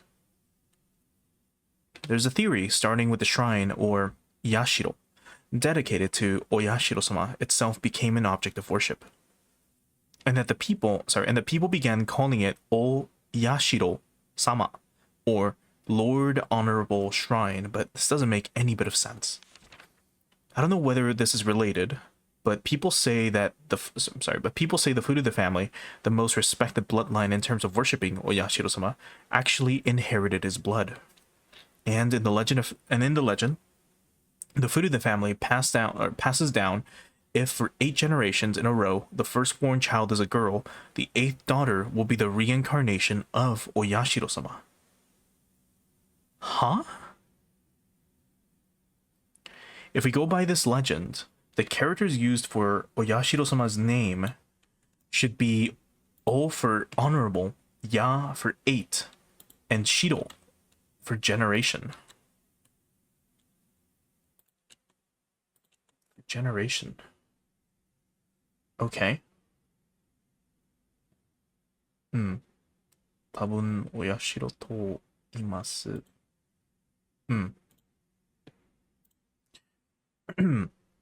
These character assignments are simply something I've thought up. There is no way to verify it. If this is true, then Oyashiro-sama would have been named as such under the assumption he would come again. The second coming of an object of worship can be seen in several religions, so this isn't unusual. But a few of these religions call the second coming of their object of worship a day of judgment, or something along those lines, and we must not forget they mean it to be the end of the world. Rika Furude, pampered and loved dearly by the elderly folk in the village. The rumors say she's the 8th generation, and Oyashiro-sama. I do not know the family tree of the Furude, but at the very least, I can confirm that for the past 2 generations, the first child has been a girl. Rika Furude watches over Hinamizawa. If the village were to lose her protection, what would happen? Would peace between man and ogre be lost? would it once again create a hellish landscape where man-eating ogres run rampant. A gruesome feast of the ogres who suddenly remembered how delicious the weak humans were, who could only cry, scream, and run for their lives. What would that look like? Just imagining it is enough to make my heart pound with excitement. Interesting. So,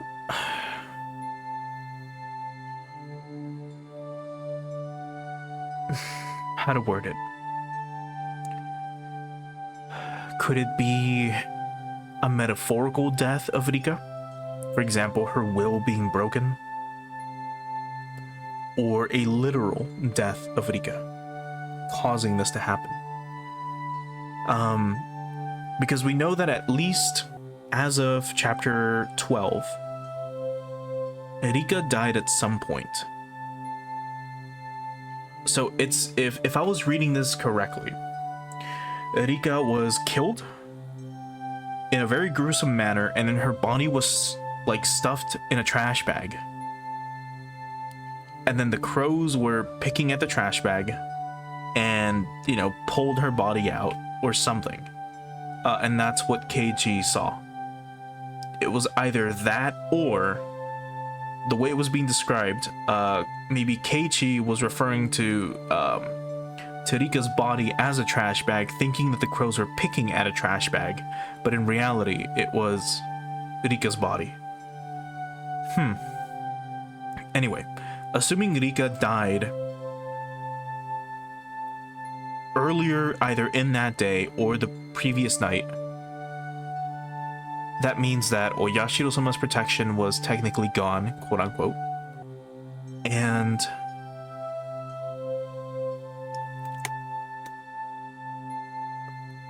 anything could have happened. Like, literally anything could have happened. Alright, I won't dwell too much on it. We still got more to go. Because remember, whenever Higurashi ends, like, whenever the game or a chapter is over, well, the chapter ends completely. We don't have, like, hey, here's a new tip. Hey, continue. Like, it's over. That means we really do have a chapter 13. So let's see where this goes.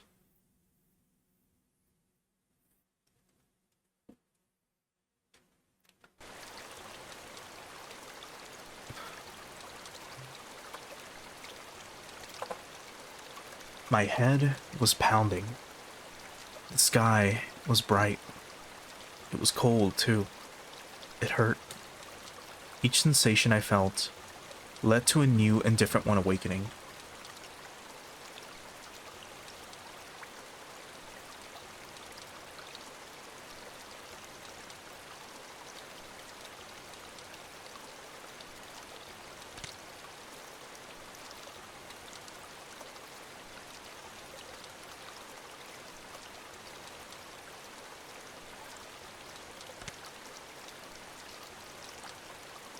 When I came to, I was lying face first on a dry riverbed.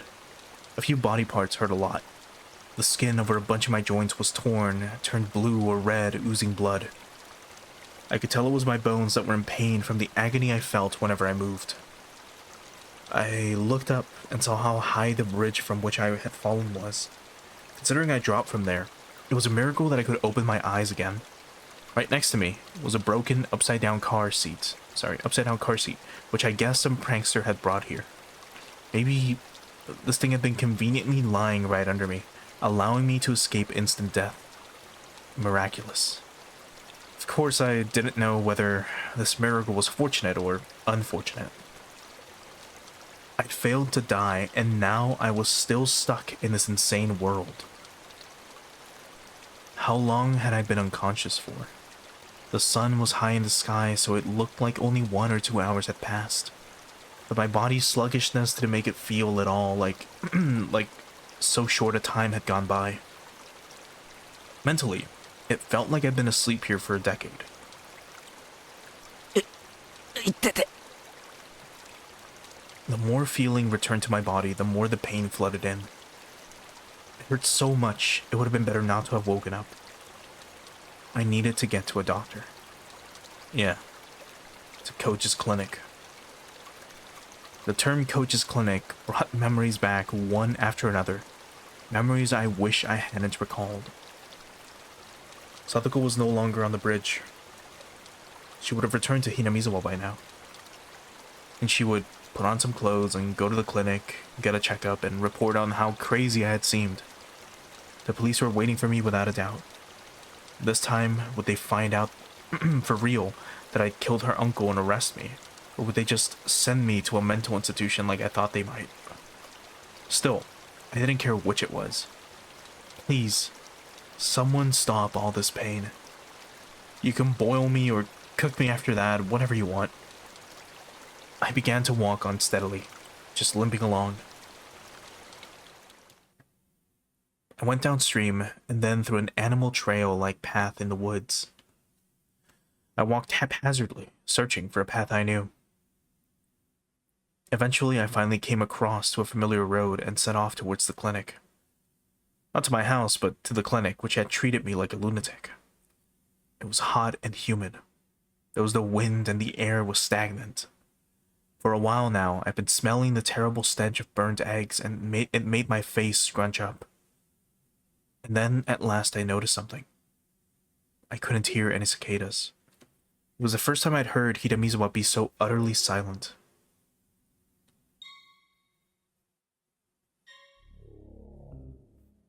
New music, I think. When I thought back, it seemed like birds always chirped in the mornings, cicadas always cried loudly in the afternoon, and Higurashi always rose up in the chorus in the evening. Always something to hear.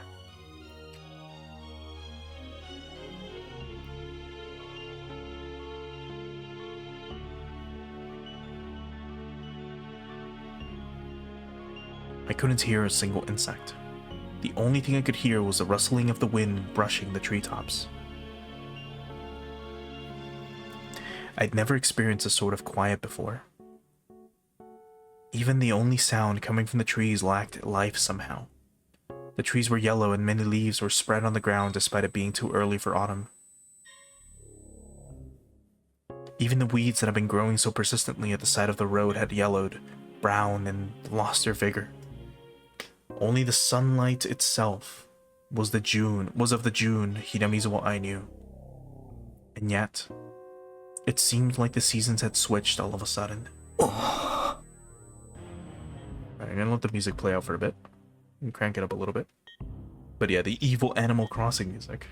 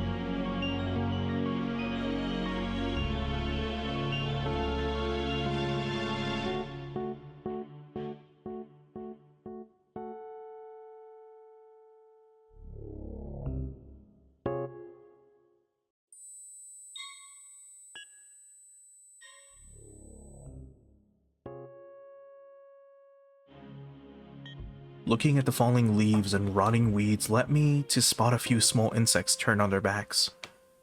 They weren't moving. They were corpses. I looked closer to see the insect corpses scattered all around, like a child had collected them as samples and then strewn them about.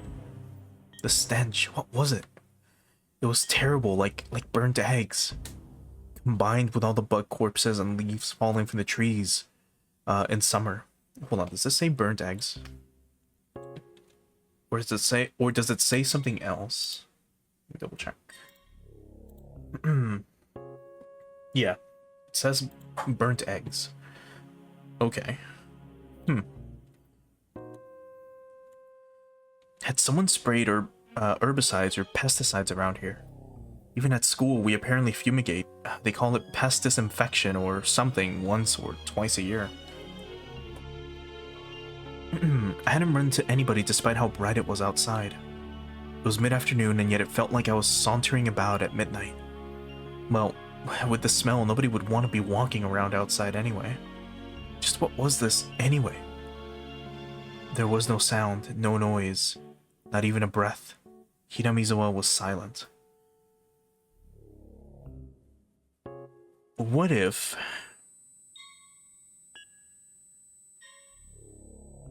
Keiichi is dead right now?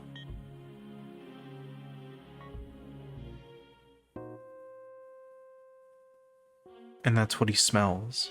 The burnt eggs is, his corpse. And he is sauntering around the underworld, or limbo, or some kind of purgatory in the meantime. And I don't mean literal purgatory, but you get what I mean.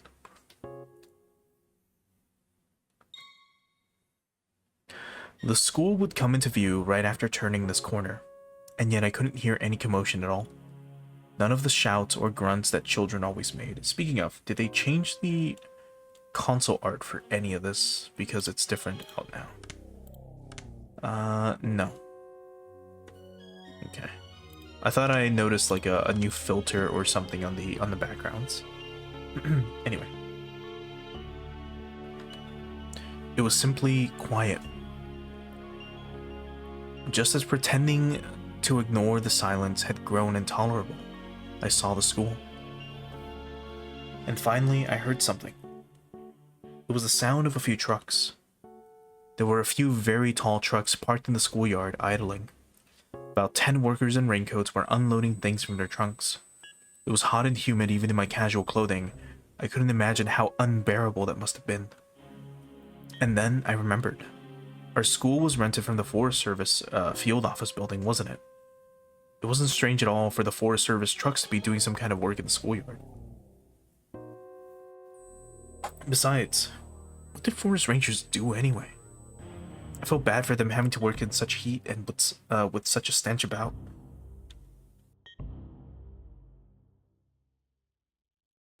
They were taking colorful cargo out of the truck and lining it up in the schoolyard.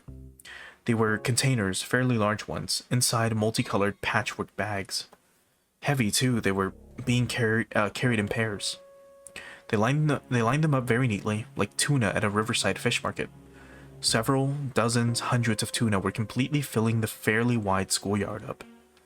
I forgot my pain for a little while, captivated by this big forest ranger job I'd never seen before. As I stood there, watching in a daze, the people in raincoats working on the other side noticed me. One of them pointed me out and shouted a few things back and forth. I thought they might yell at me for getting in their way, so I decided to leave post-haste.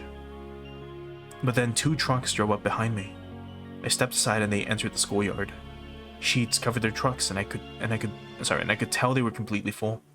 As they passed, there was an awful smell that made me want to choke. It wasn't the same burnt egg smell as before, but an even worse one, like rotten crab meat. What on earth was it? I've been enshrouded in one terrible stench after another all day. Then certain white letters emblazoned on the side of the passing trucks caught my eye. Ground Self-Defense Forces. What? Self-Defense Forces?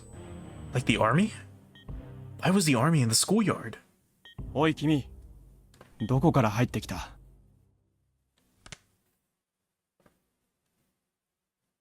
Okay, no sprite for this guy. Suddenly, someone slapped me on the shoulder from behind. I turned around, and a canopied SDF jeep was parked there.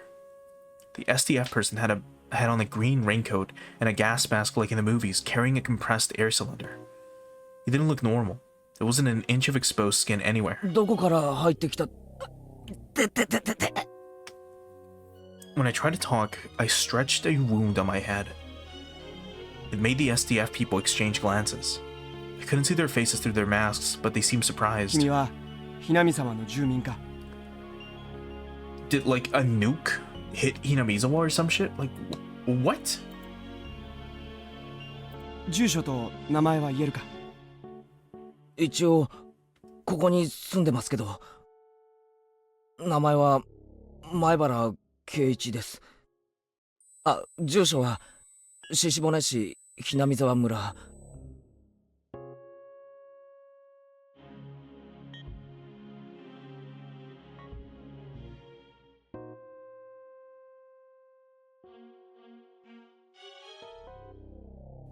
After seeing me tell them my name and address without hesitation, one of the SDF people watching from the Jeep started talking into a radio. 本部、応答願います。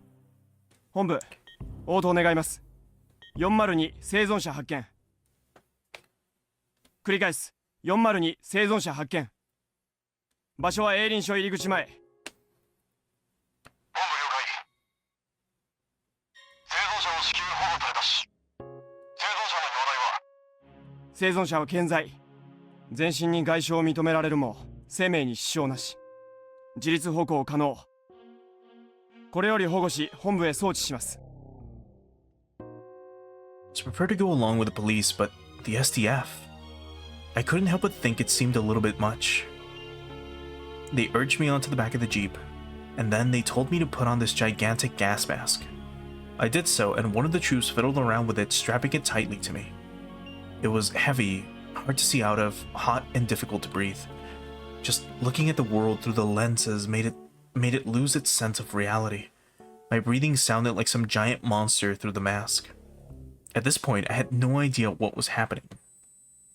With much trepidation, I asked the trooper adjusting my mask. すみません。何かあったんですか？君はどこにいたんだ？何をしていたんだ？ Hey, don't answer a question with more questions. Yeah, that's rude. I was the one asking you. ずっと山に入ったところにある吊り橋から落っこちて、河原で多分気絶してました。今日が何曜日かもよくわからないです。今日は昭和58年の6月22日。22nd. The newspaper was from the 20th. Which was, you know, that day's newspaper. We were out for 2 days?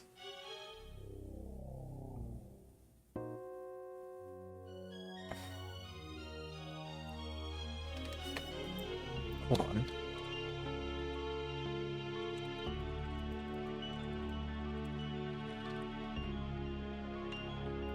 So, assuming it follows our calendar, it's a Wednesday right now.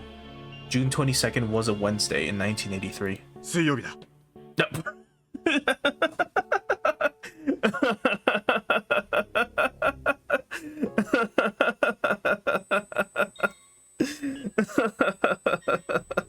Okay. That's so fucking funny.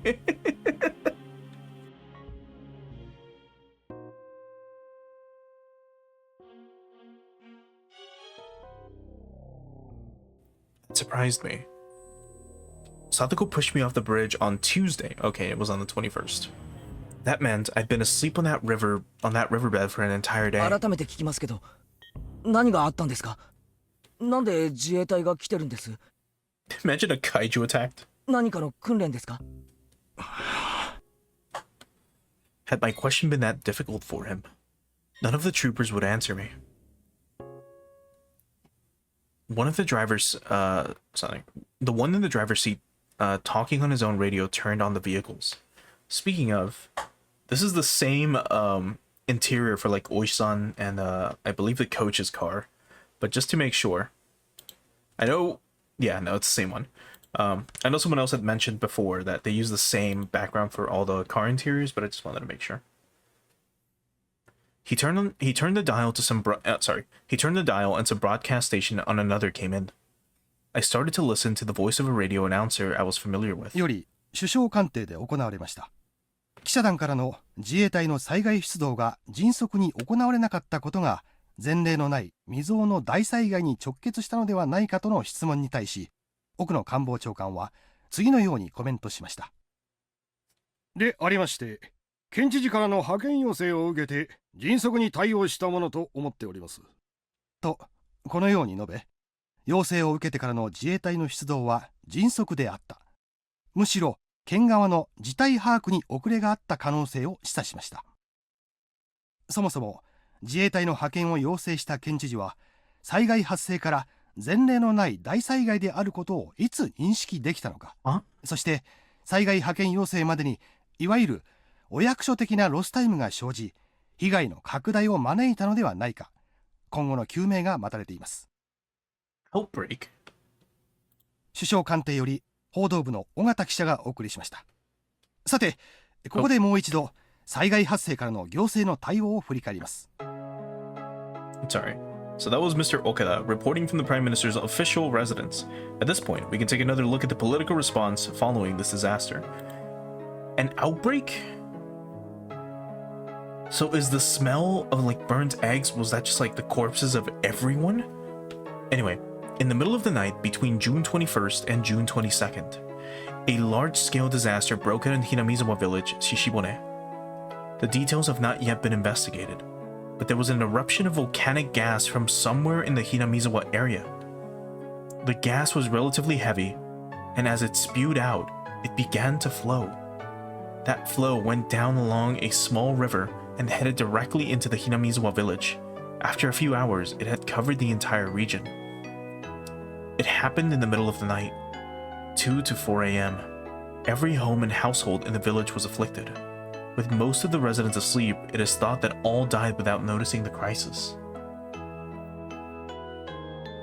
The catastrophe striking in the middle of the night caused its detection to come too late. But there was still one small opportunity to have noticed it. 3 a.m. A news dealer shop in Okinomiya sent a vehicle carrying the morning newspaper to its branch office in Hinamizawa. Usually the shop would be contacted upon the vehicle's arrival, but this morning that didn't happen. The news dealer's shop made repeated calls but got no response. The shopkeeper sent his eldest son to check on things, but they lost contact with him as well. 非常に悔やまれています。この時点で警察か消防への連絡があったなら、事態はもっと改善されていた可能性が高いでしょう。少なくとも村全滅という惨劇は免れた可能性があります。6 a.m. Residents in areas in the same region began continuously calling 119 to report the smell of rotten eggs, dizziness, nausea, and headaches. The fire department received the same reports, all from the same confined region. They speculated a truck loaded with chemicals may have gotten into an accident and reported it to the local police. 6:30 a.m. Contact was lost with a patrol car on duty in the Hinamizawa area after the officer reported the smell of rotten eggs. The local police considered the possibility of a large-scale disaster involving highly lethal gas and reported it to the prefecture and prefectural police at 7:15. 8 a.m. The governor was traveling to nearby prefectures for inspection, so in accordance with regulations, the prefectural environment disaster prevention chief was provisionally escalated to Director General and set up a disaster countermeasures office. However, without contacting the governor, the countermeasures came too late. 近年、市民団体によって指摘されていますが、議員待遇者との視察旅行は完全に親睦を目的にしたもので、主演三昧だと噂されています。近い筋の話では、知事は徹夜で飲んだくれて、泥酔状態で就寝していたそうです。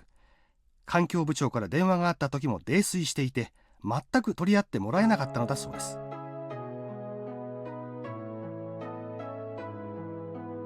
And so the authorities, in the hour or so it took for the governor to grasp the situation and sober up, did nothing but accumulate information. 知事は言うに及びませんが、知事不在時には本部長を務めることになる環境部長にも怠慢の責任が問われるでしょう。また、県としても大災害を想定したマニュアルが用意されておらず、対応が常に後手に回ってしまったのが致命的でした。9:12 a.m. On the advice of the prefectural police, the governor requested a disaster relief mission from the SDF. By the time the chemical defense unit Equipped with protective equipment arrived on the scene. 8 hours had already passed since the incident's outbreak. とにかく深夜の就寝中というのが不運でした。同じ災害でも日中に起こっていれば全く違ったでしょう。All households in the Hinamizawa village were wiped out. There were over 1,000 victims. The SDF is still confirming the situation on the ground, but the results are predicted to only increase that number. スタジオにはゲストとして火山性の災害にお詳しい地学博士の藤原先生にお越しいただいております。先生、このような恐ろしい毒ガスが突然湧き出すようなことはあるのでしょうか。火口部に限定して申し上げれば決して珍しいことではありません。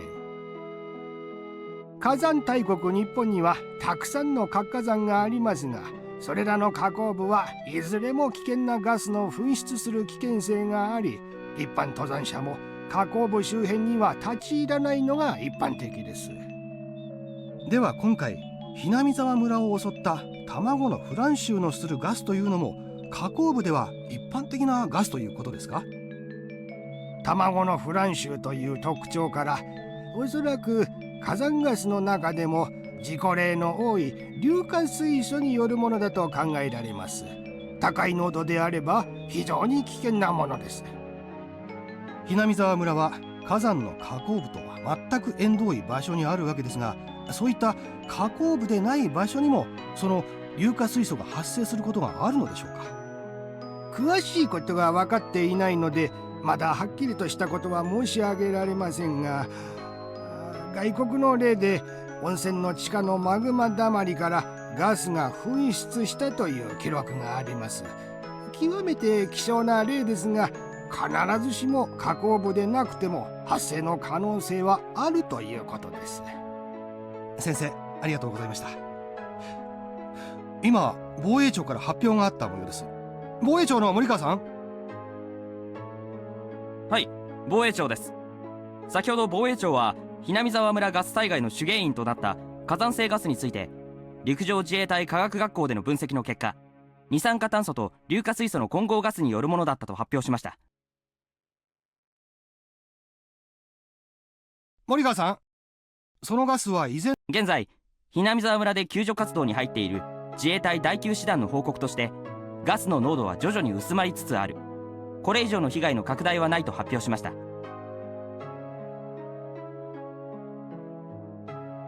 ですが依然ひなみ沢村地区は危険な状態にあることには変わりなく、今後も注意深く監視を続ける必要があるようです。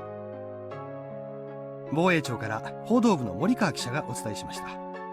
続きまして避難を余儀なくされている沖宮地区住民の模様をリポートします。現在避難所の一つとなっている下篠崎小学校に報道部の現地記者がお伝えいたします。何ですかそれ。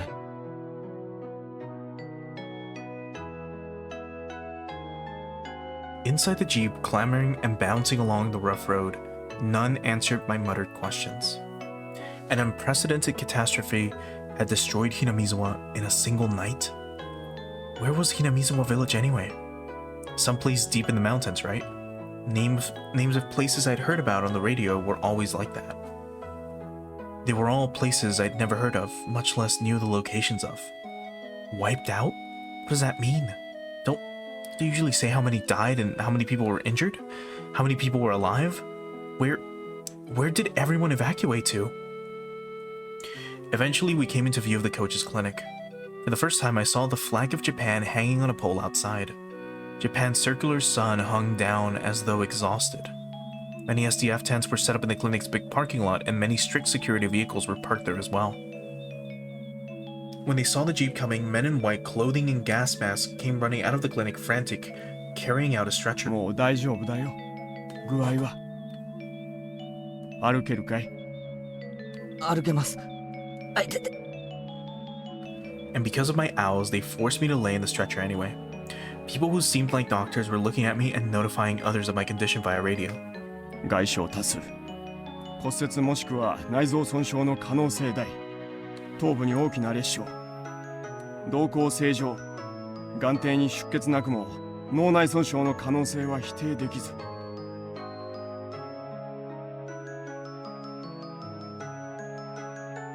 And then, from the clinic entrance, people lying on stretchers were brought outside to replace me. Judging by their clothing, they were from Hinamizawa, and that's how I knew they were victims. They brought the stretchers in front of a truck. 2 troops holding shoulders and legs like some kind of baggage picked them up and threw them into the trunk.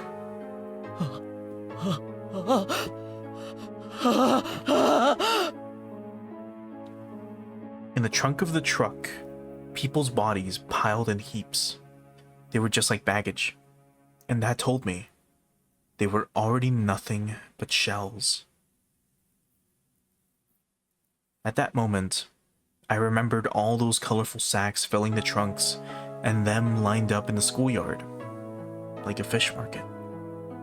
Hundreds of empty shells, corpses, corpses, corpses, corpses, corpses, corpses, corpses, corpses, corpses, corpses. バカ！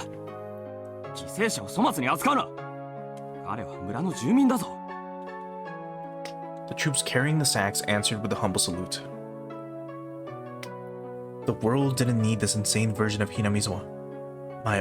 My final wish, again, it was granted. I didn't understand anything anymore. None of it mattered. I wished, I cursed, and then it happened the next day. Then please, tomorrow morning, let me die. That insane night, it's still going on. Please, please end it already.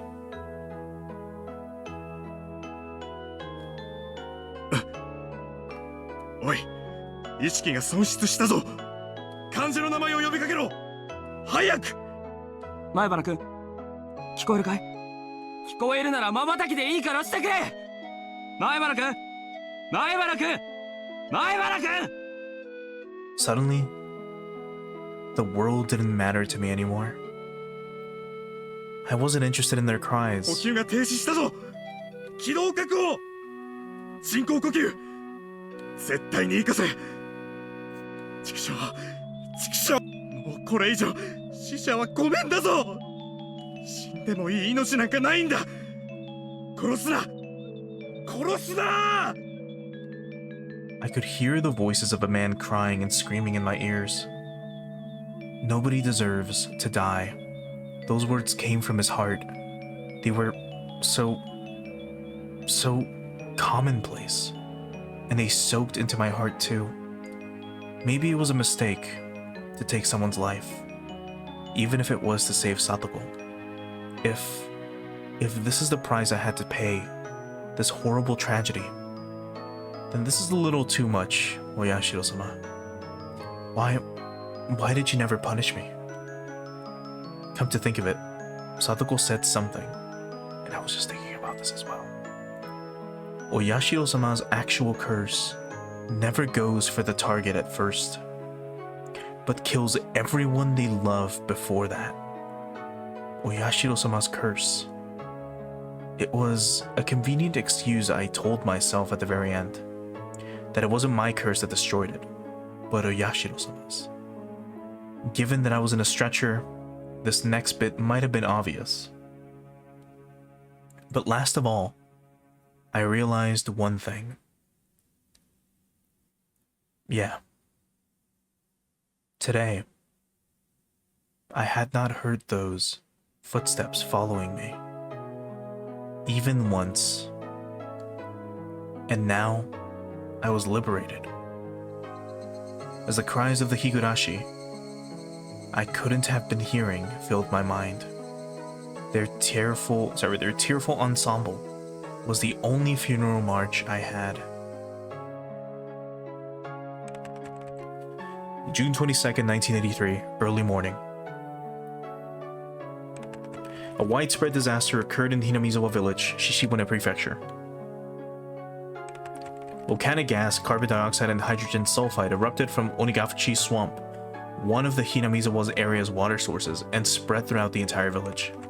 There were 1,200 victims. 20 have gone missing.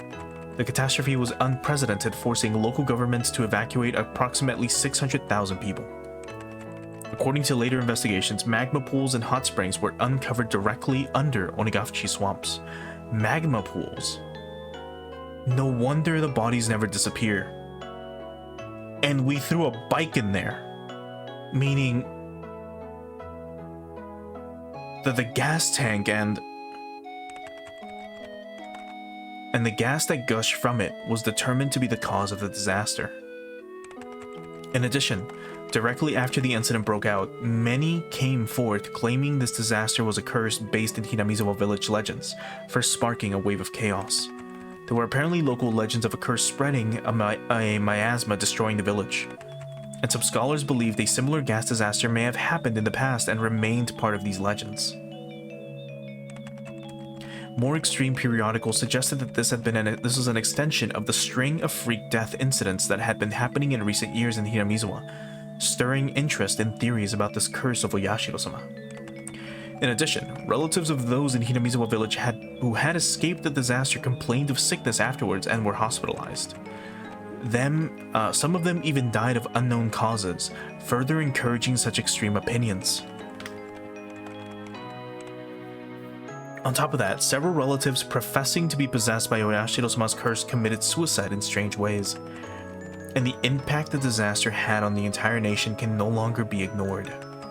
Wild visions of terrible toxic gas sneaking around in the middle of the night, killing people, spilled across the country, causing a steady stream of people complaining of insomnia, difficulty breathing, headache, dizziness, etc. Some who identified themselves as being obsessed by it began doing odd things. Most of these were mistakenly attributed to by the tabloid press, but afterwards some even began to call the mental issues arising from the Hinamizawa tragedy as Hinamizawa syndrome. The Hinamizawa village region, the object of all kinds of rumors and speculation, is currently closed off, and even flying overhead is prohibited. The prohibition was at one point undone as a result of a decrease in the gas's density, but that autumn, another gas outburst was confirmed, leading the area to be cordoned off again. Word is that the area is sound asleep, all traces of its former life intact and left to rot.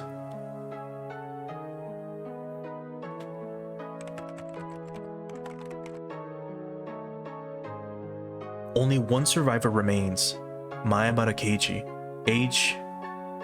who lived at so-and-so Hinamizawa village.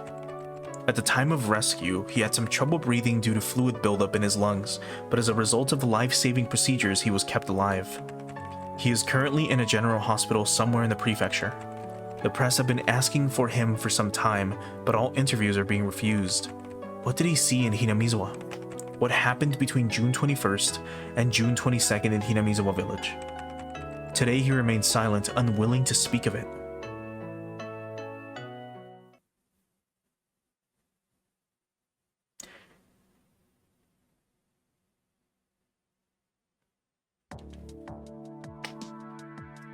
Jiro Tomitake, real name unknown, possibly committed suicide in the village. Investigation suspended. Mio Takano strangled to death in the mountains in Gifu. Body was found burned to a crisp. Investigation continues. Oishi went missing during the investigation. Investigation continues. Katsuya went missing. Irie possibly committed suicide. Rika possibly murdered on the shrine. Reina died. Mion died. Oh my god. Oryu, Satoko, Teppei, Ichiro, Aiko, Daiki, Suguru, Rumiko, Kichiro, Yukikazu. Died in an accident while fleeing the great disaster. Died at the victim's hospital. Committed suicide in the victim's hospital. Shion committed suicide. Keiichi attempted suicide at the victim's hospital.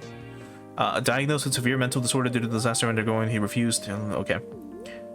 Oh my god. What the fuck?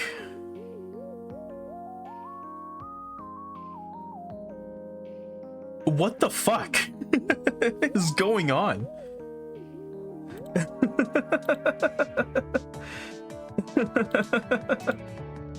Holy shit, dude.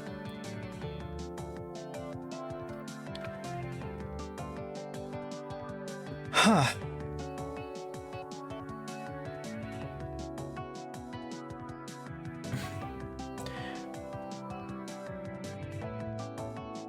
What a fucking ending. What a weird fucking ending.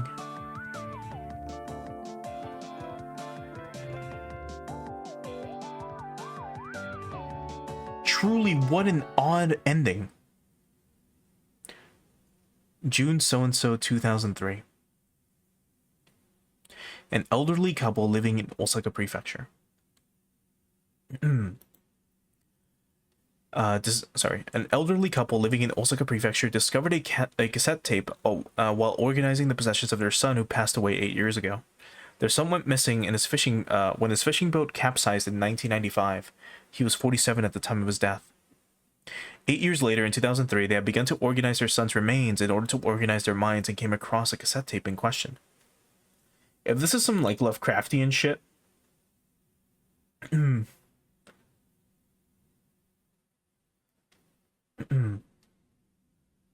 This is the part I'm gonna lose my mind out. Yeah. From 1975 to 1989, the deceased had experienced working as a journalist for a photography periodical, and this tape is thought to have been created during that time. The label on the tape reads 11/28/1983, Maebara Keiichi. It is thought that the tape was recorded during an interview with Maebara Keiichi, the only survivor of the Great Hinamizawa disaster that occurred in June of 1983. As the only person who lived through the disaster on the night of June 21st, shrouded in mystery, many interested parties attempted to question him, but he never once spoke physically to anyone in a public place. Therefore, the tape caused quite a stir, possibly being of extremely high value. なんだか録音されてると思うとすごく喋りにくいですね。気にしない気にしない。ほら、こうすれば録音してるのも気にならないでしょ。After this, the sound quality dramatically decreases. Did he cover the recording device with something? じゃあ始めるね。まず最初の質問から。圭一君はあの大災害の夜どこにいたのかな？神社から裏に抜けてずっと林道を進んで吊り橋があるんですよ。山に入る少し前にそこから落ちて気を失ってました。それは大災害の夜、つまり21日から22日にかけての深夜のこと？いいえ、21日の火曜日の朝です。それで次の日の昼間に目を覚ましたわけですから一日。どうしてそんなところに？誰もが持つ疑問だけど、当日は平日で、しかも落ちた橋は君の家と学校からは大きく離れているよね。ざっくばらんに言って、君が大災害の発生を事前に知っていて、村から逃げる途中に吊り橋から落ちたんじゃないかっていう声もあるんだけど。冗談じゃないです。勝手なことを言わないでください。私も随分ひどい言い分だと思うよ。気を悪くしないでね。さて、次に圭一君が落ちたという吊り橋なんだけど、地図で言うとここだよね。神社の裏から林道を抜けて至る吊り橋というのは。多分。俺もあんまり行かないところなので自信はないですが。そんなに行かないところにどうして平日の朝に行ったのか疑問は尽きないけどな。それでこの君が気絶していたという河原なんだけど、実はそれはありえないという噂は知っているかい？ありえない。またありえないですか。まだ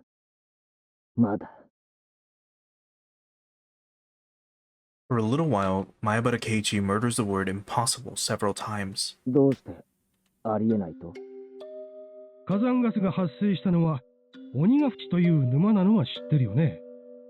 それで学者の先生が緻密な模型を使ってシミュレーションをしたら興味深いことが分かったんだってさ。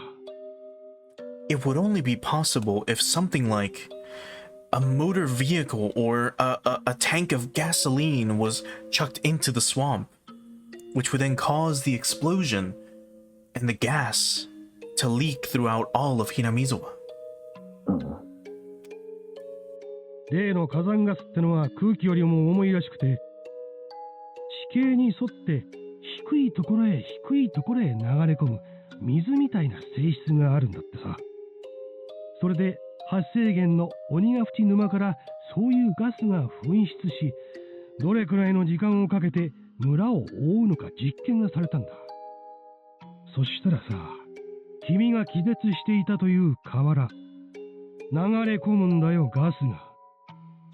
Right, I was thinking of this as well. I'm also gonna crank up the audio a tiny bit more. Just due to like the voices in it, or so that you can hear the voices better. But yeah, I was thinking about this as well. Because it would make sense, right? We used to be high up on the shrine, and then we fell onto a riverbed. It would make sense that these areas, you know, like rivers or creeks or, you know, those type of paths as well, or paths near water sources would be affected by the gas in some way, shape, or form.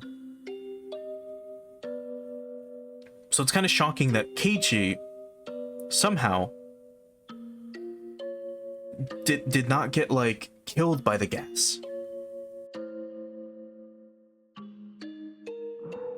よく言ってる意味がわからないんですが。つまり、君が本当にこの河原で気絶していたなら、君は丸一晩、猛毒の火山ガスの中にいたことになるんだよ。だからつまり、君がここで気絶をしていた可能性は否定されたわけさ。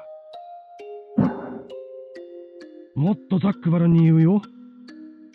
私はね、君が嘘をついているんじゃないかなって思うんだ。君は大災害の時、安全なところに身を潜めていて、ガスが薄れた頃合いを見計らって村に現れて自衛隊の人に保護された。どうかな？図星かな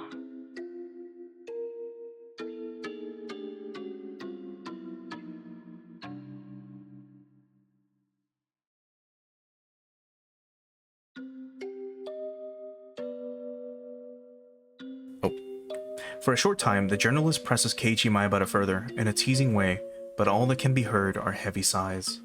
別に仮にそうだったとしても、俺は今さら驚きませんけどね。驚かないとはどういう意味だい？ Was this recording really taken of Keiichi Maebara? Some harbor suspicions. You said it before, didn't you? ありえないって。あのひなみ沢ではありえないことなんていくらでも起こるんです。あそこじゃいないはずの場所に人がいる。死んだはずの人が生きてる。そんなこと珍しいことじゃないんですよ。まさか俺自身が死んだはずなのに生きているってやつを立証しようとはね。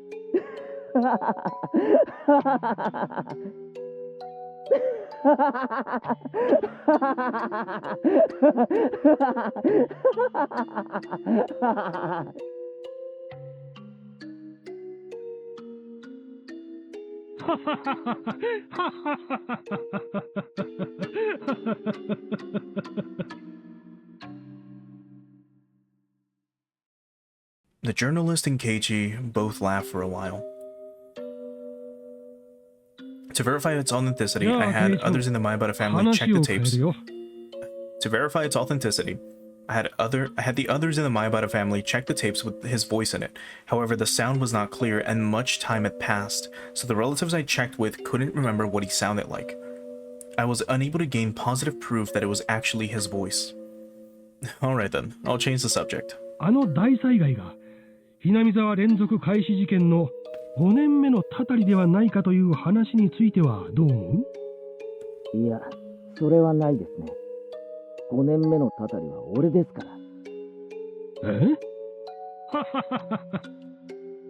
何のこと？何のことって、あんたの話に対する答えですよ。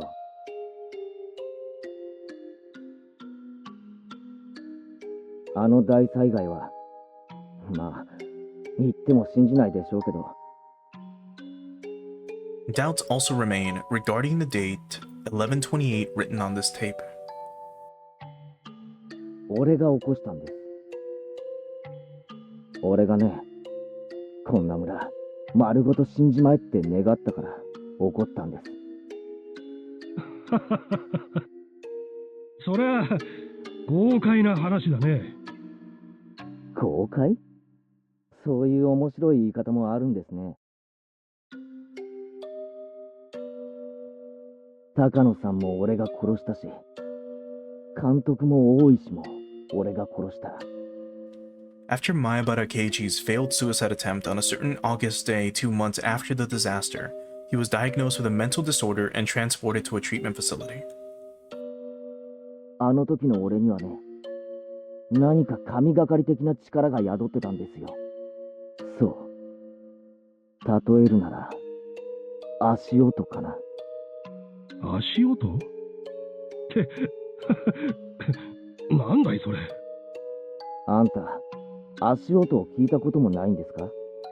ペタペタ、ひたひた。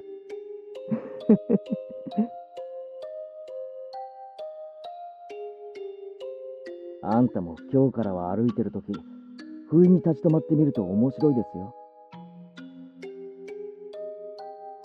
The facility never allowed any news coverage, so it's extremely unlikely that a tape from the media dated after August 1983 would have his voice on it. それでね、自分がちゃんと立ち止まったにもかかわらず、足音が一つ、よく気をつけた方がいいですよ。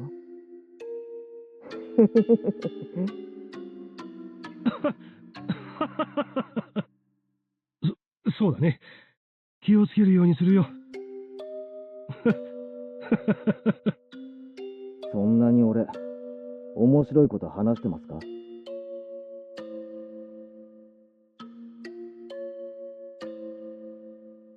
あんた、さっきからヘラヘラと笑ってばかりですね。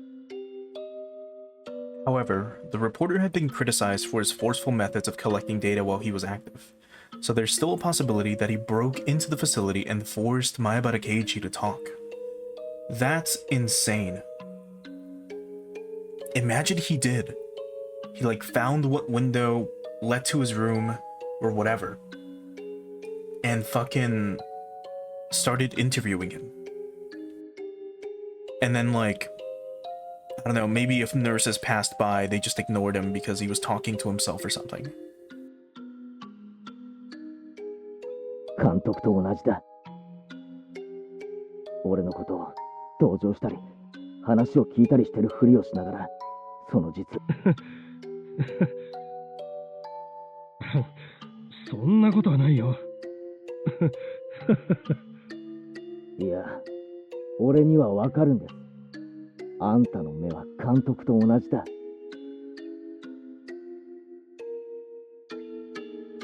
あの日以来、もう足音は聞こえない。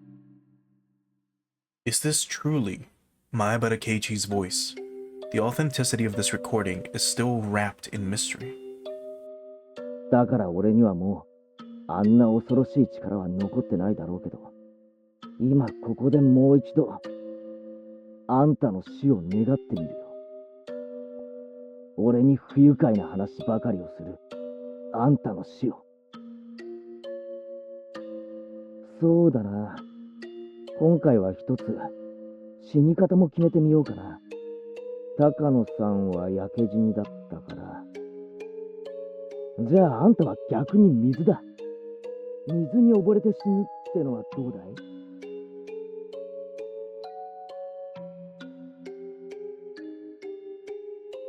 絶好調だった当時の俺なら、次の朝までには必ず死んでる。15 years after this tape was created, the reporter, just as Mayabara Keiichi had predicted, died in an accident out on the sea.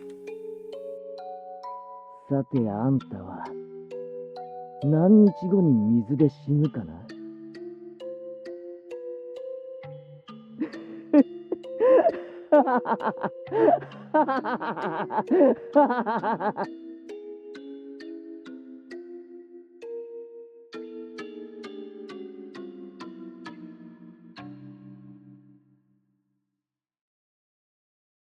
あんたも気をつけろよ。俺ごときにたたり殺されるな。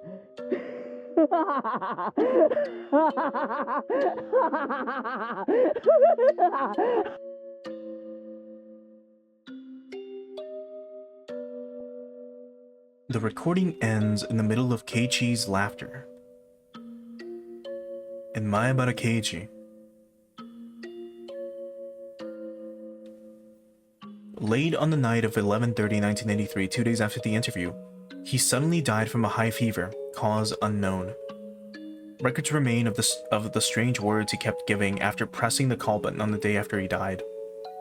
An 足 extra. 音がまた一つ余計に。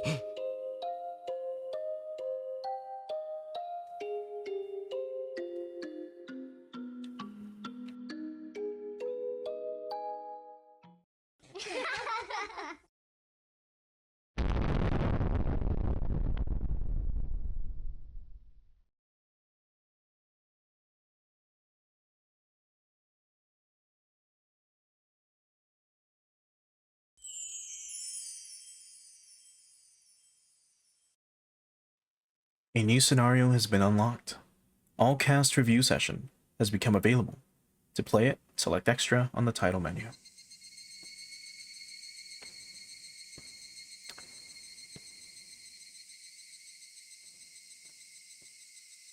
And that's Tatarigoroshi. Let's go ahead and start the all cast review session.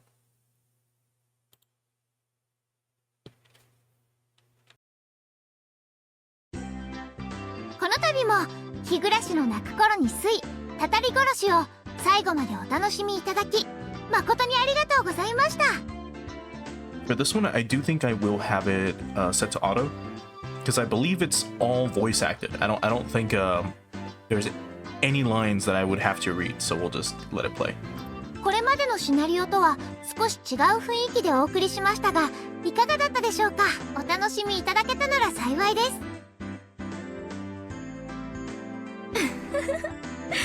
今回も胸のすくようなバッドエンドだったわね。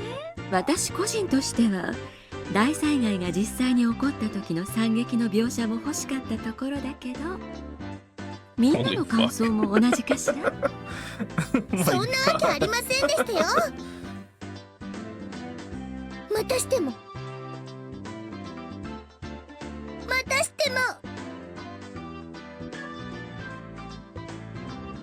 大大大バッドエンド。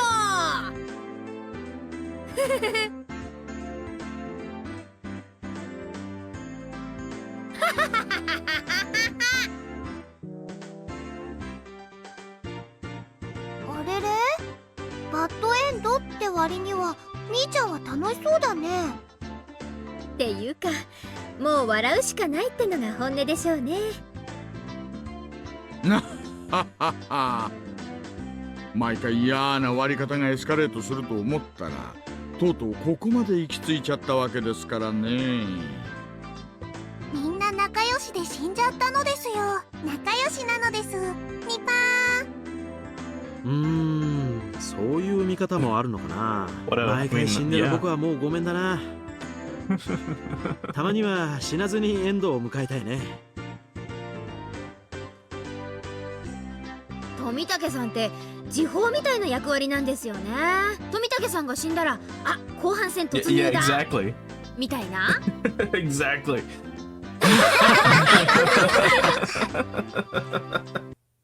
さて、ではここで今回の会合に改めてご参加いただく皆さんです。拍手でお迎えください。まずは監督こと入江京介さん。ご紹介に預かりまして光栄です。どうもどうも。脇役だったわけですが、トータルで見てみるとかなり美味しい役だったなぁなんて思ってます。本当ですわね。脇役にしては出番もセリフも多すぎで、しかもキャラが強すぎましたよ。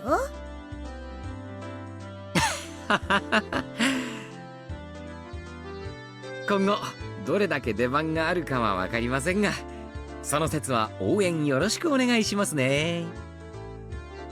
ありがとうございました。では次に我らが担任知恵ルミ子先生。皆さんどうもこんにちは。いろいろと登場シーンもあったのですが、今回カレー勝負で目立つシーンをいただきまして。 So, if you've been watching the playthrough, she did have a portrait for chapter 1 and 2, I believe, whenever she did show up. But that's because of the modded version that we're playing that does add either specific content or allows me to change things, which is why certain characters would have portraits.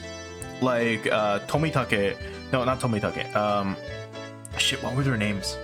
The two schoolmates that we had, whose names are, you know, like I'm blanking on, they have console sprites as we saw throughout the playthrough, but they didn't have like classic sprites like these, right? So it seems like I did not know that our teacher Chie finally got a portrait in this chapter, so that's pretty neato. But anyway, back to this. カレーをバカにする人は許せません。ええ。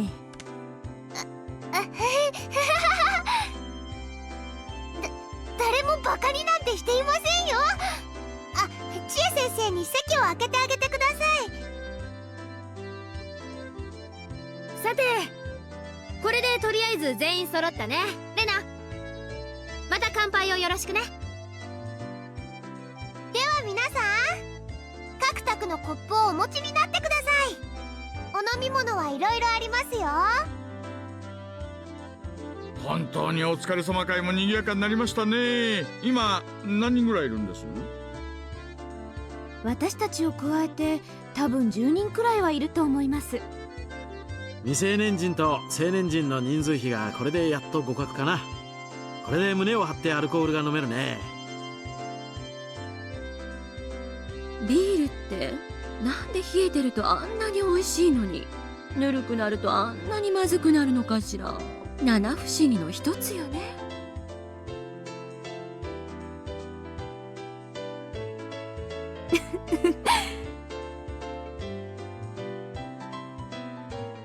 なんででしょうね。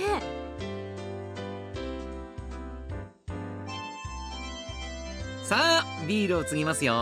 12345あれ、大人は6人でしたっけ？僕も泡麦茶がいいのです。Oh no, Rika, you can't drink that. リカちゃんもお酒はダメ。ではレナさん、そろそろお願いします。はいはい。皆さんご清聴ですわよ。では皆さん、日暮らしの泣く頃に酔い、たたり殺し、本当にお疲れ様でした。乾杯。せーの、乾杯。乾杯。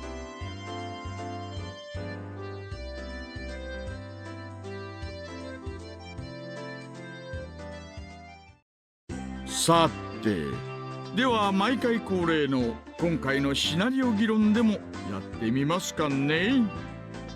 とは言ったものの、今回のシナリオもケムに巻かれっぱなし。意見のある方は挙手をお願いしますね。お、みんな慎重。挙手ないね。じゃあ私が先陣を切ろうかしら。申し訳ないんだけど、音楽を変えてもらってもいいかしら。もう少しミステリアスな感じの。ああ、これがいいわね。ムードが出まくりなのです。No. では高野さん、お願いします。多分ね、たたり殺しのシナリオだけを吟味しても謎は解けないんじゃないかと思うの。そりゃ同感だね。ここまで物語が重なればそういう仕掛けがあることは明白だしね。うん。そんな仕掛けありましたかしら。これが正しい例かはわからないけど、鬼隠しで前原くんが大石さんとレストランで食事をして、それが園崎さんに知られていて不思議だったってくだりがありますよね。鬼隠しだけだと実に不思議な出来事ですけど、綿流しを読めば別に不思議でも何でもないことがわかります。劇中の私が入ったレストランは園崎系列の店だったということですね。園崎一族はこの辺りの飲食店やら何やらを経営しているわけですから。で、ケイちゃんの顔を知る者があの店にいて、それを私に伝えたと考えれば比較的筋は通るでしょ。そういうことだね。日暮の物語は微細に異なる場所もありますけど、大筋の設定においては多分4つのシナリオは共通していると思います。例えばキャラクター設定。鬼隠しのレナは怖い人だけど、それは鬼隠しだけの設定ということじゃなくて、レナはレナで4つのシナリオに全く変わらない設定で出演しているということですね。全く変わらない設定というのは同感。僕がどのシナリオでも常に同じ場所で同じ死に方をするのはその最たるものだね。どんな物語になっても必ず同じ日に死にますですよ。綿流し編でお祭りの最中に高野さんと富武さんが西宮殿に忍び込むというシーンがありますけど、あのシーンも他のシナリオでは描かれなかっただけで起こったことになってるのかもしれませんね。なっているそうです。綿流し当日のお天気や部活の内容、里子のおじさんの帰宅など、いくつかのイベントを除けばほとんどが共通するそうです。Yeah, that too. だとすると新しい疑問がいくつか湧きますね。Which is something that you kind of have to be conscious of, and it's something that I've talked about quite a bit throughout the playthrough specifically, where there's a lot of scenes that we have to consider happening at the same time. At least by now it's kind of been confirmed that that shit's happening, where for example in this chapter in Tatarigoroshi we had a reference to the start of chapter 2 of Watanagashi, where we had a club event at a toy store, right? And that was on a Sunday. So it only makes sense that it seems like all of these events are happening, but we're not being exposed to them. Like we're not, we're not being told like, hey, here's like, here's the chapter. Or sorry, like as we're playing through chapter 3, for example, we're not seeing the events of Onikakushi or Watanagashi. We're just instead seeing the events for chapter 3, and you can kind of piece them together in your head, like as the story goes on, which has been really, really, really interesting. It's been neat being able to like come to that conclusion overall. 全く同じ環境で語られる物語なのに、なぜああも違う物語に派生するのか。一般的なサスペンスアドベンチャーの視点で考えると、物語が派生する分岐点が存在したってことになりますね。綿流しで言うと、お姉に人形を渡した、あるいは渡さなかったというあたり。あんな序盤の選択肢1個でバッド確定とは恐ろしい選択肢だね。ではたたり殺しに話を戻しますと、この場合ですと叔父を殺そうと決意するあたりですかしら。私はずっとそれ以前、同居人の女性がトラブルで失踪して叔父がひなみ沢に帰ってくることになったあたりからもう分岐しちゃってると思うわね。では一番最初の鬼隠しの分岐はどこなのですか？やはり劇中の私が登場してお社様のたたりに関する連続開始事件のことを話すあたりからだと思います。 I guarantee these are all fucking red herrings. 今思ったんですけれど、ちゃんと圭一さんがミオンさんの気持ちを理解して、それで大石さんも私のおじさんも現れなかったら何も起こらずに平和に過ごせるってことなんじゃありませんの？へえ、聡子にしちゃ本質ズバリじゃないのよ。確かに言えてる。じゃあこの暗い物語は大石さんとおじさんが現れないことを祈りつつ、園崎さんのご機嫌を損ねないようにすればみんな幸せになれるということなのかしら。やーい、お姉バッドエンド要員。みんな気をつけてね。お姉の機嫌を損ねるとバッドエンド確定ですよ。何よそれ。シオン、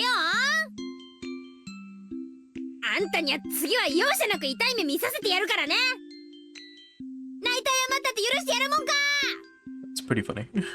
待てこらこれまでの物語の謎は全然解けないけど、どうやったらこの物語が大団円で終わるかのグッドエンドの推理はできちゃいましたね。本当にそれで幸せになれるんでしょうか。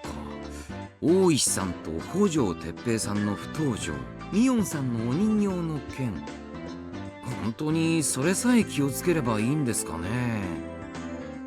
そうそう、みんなは一つ大きな最後を忘れてるよ。ひなみ沢大災害という天才を忘れたかい？天才は防ぎようがないですわよ。村のみんなにガスマスクを配って引っ越しでもしますの？あれはきっとお社様のたたりなのです。だからお社様を怒らせないようにしなければならないのですよ。なははは、ややこしい話になってきましたね。つまりお社様も怒らせてはダメと。お社様を怒らせないためにはどうすればいいのでしたっけ？ダムの計画そのものがきっとダメなんでしょうね。ダム計画がそもそもなければよかったんじゃないでしょうか。それは難しいわよね。だとしたらお怒りになったお社様を鎮める儀式が必要ね。鬼ヶ淵の沼に捧げ物を鎮めるあの儀式ですね。捧げ物って何をお社様に捧げるって言うんですか？そりゃあ決まってるでしょう。どんな分岐にも関係なく話の流れから脱落が確定している人だよ。どうせ死ぬならひなみ沢のための人柱になってもらわなくちゃね。その脱落が確定している人ってやっぱり僕のことかな。やっぱり二郎さんはこの物語に欠かせない重要な役割の人だと信じてたわ。お役目を立派に果たしてちょうだいね。He gets to claw his throat out every single chapter. 今度こそグッドエンドの大団円シナリオの青写真ができましたね。せっかくだからちょっとやってみましょうか。役者は全員揃ってることですしね。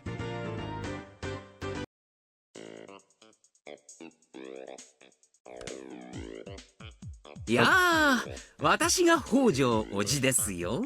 はいはーい。行き場をなくしてロンリーブルー。早くひなみ沢に帰ってさとこちゃんをお持ち帰りしてじっくり教育。未来はご奉仕メイドですよ。 Let me quickly read that previous fuck. It skipped too far. Alright, well that's fine. We'll keep it going.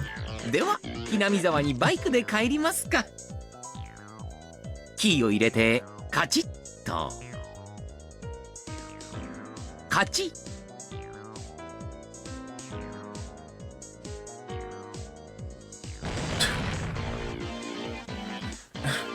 成敗！廃人に着せでございますわよ。Okay. さとこちゃん、火薬の量多すぎじゃないかな。Or just gets pulverized by like the Yakuza. Next we stop Oishi from showing up. 今度は私ですか。Same thing. They put a bomb in his fucking car. クラウド大石。ジャジーでブルースな感じがだいぶイケてるナイスミドルですよ。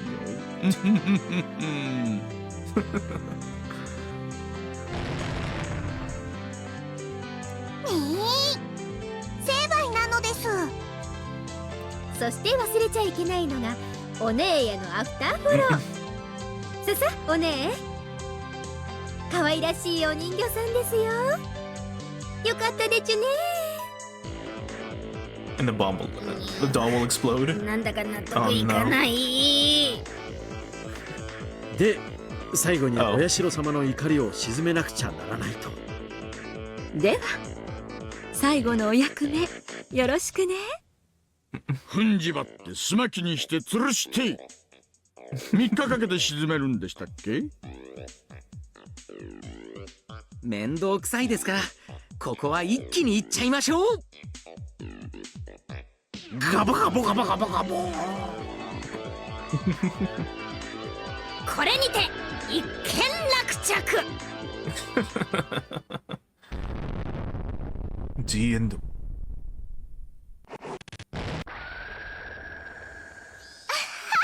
なんでかな。突然レナの腕が光ってうなって大変なことに。Now we're getting G 獅子 Gundam 類類 references. で大変なことになってますのです。Its burning glow is telling her to defeat us. あれ、電話だ。It's probably Keiichi. あ、ケイチくん、お疲れ様です。おうおう、相変わらず大盛り上がりみたいじゃねえか。こっちは次回の台本読みで相変わらず忙しいってのに。まあいいや。今日の俺は機嫌がいいから嫌味はなしにしてやるぜ。シオンはいるか？もう行っちまってもいいんじゃないか？あれ今ここで発表しちゃうんですか？とはいえもうすでに分かってる人たちもいるでしょうけど、まあいいか。シオンさんとケイイチさんの二人っきりの秘密ですって？何よそれ。聞いてない聞いてない聞いてない。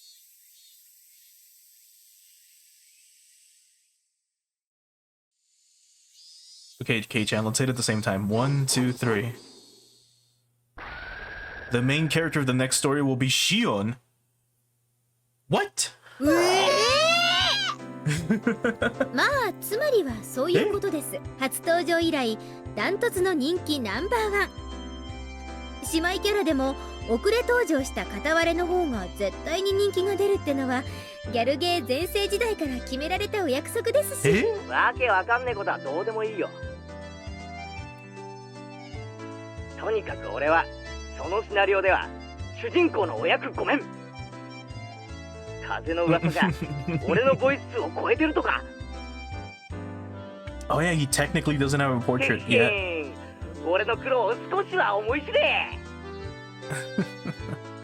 まあケイちゃんのボイス数は異常ですから他のシナリオに入れるようになればすぐに逆転されるでしょうけど、まあ園崎姉妹の実力ってやつをとくと皆さんにお見せして差し上げますよ。でもいいんですのシオンさん。主人公は毎回ろくでもない最後を迎えると決まってましたよ。まあこれまではね。でもね、次回からは必ずしもそうはならないんですよね。日暮の泣く頃に睡も今回のたたり殺しと外伝の染め写しで一区切り。ミステリアスな謎を次々と提示してきた出題編はここで折り返しになり、次の章からはこれまでの謎に挑み、そしてさらなるドラマの幕開けとなります。つまり私が名探偵になって理不尽な謎をバスバス解決していく痛快ストーリーなわけです。今のうちから決め台詞を考えておかないとね。あなたを犯人ですみたいな。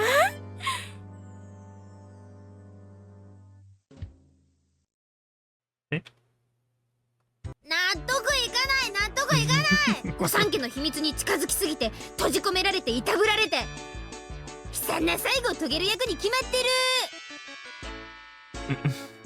お姉こそ私に全ての謎と秘密をカンパされて謝罪の言葉を口にしながら自害なされる心の準備は OK です。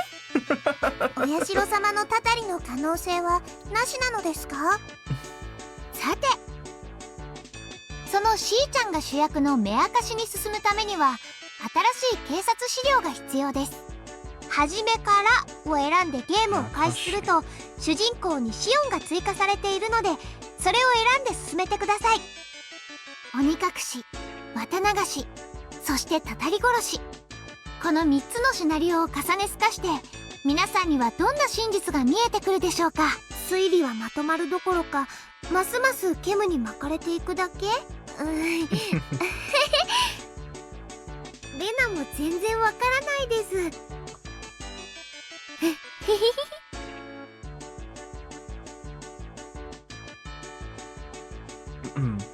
Alright. For all you warriors who never yielded to these 3 mysteries and kept on fighting, we present you with one final scenario as thanks for your enthusiasm. One which we never originally planned on giving to you. Please enjoy it.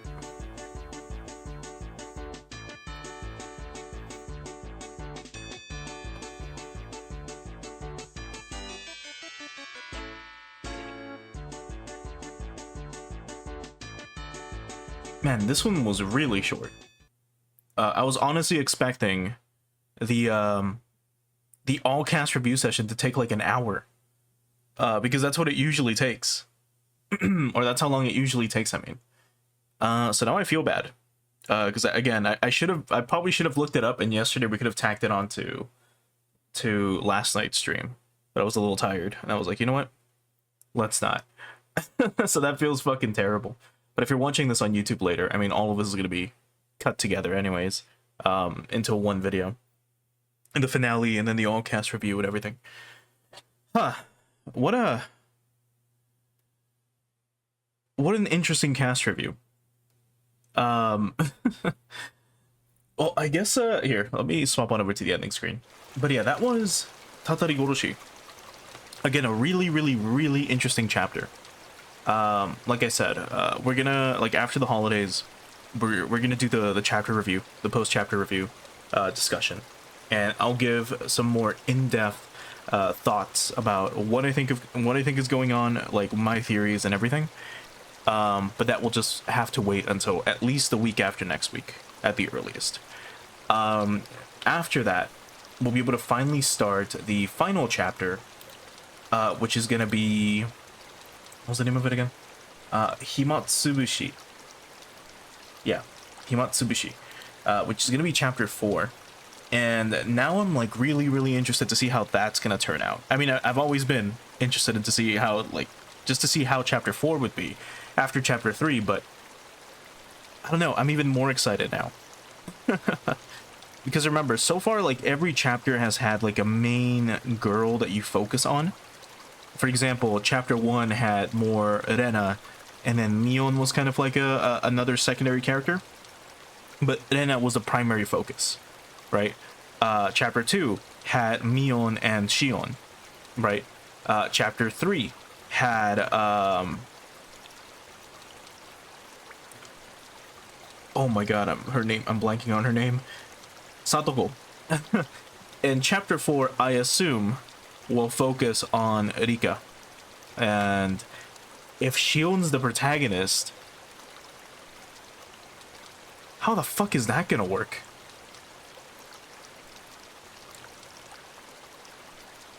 Like, how the fuck is that gonna work? I have no idea. I have no idea how that's gonna turn out for chapter 4.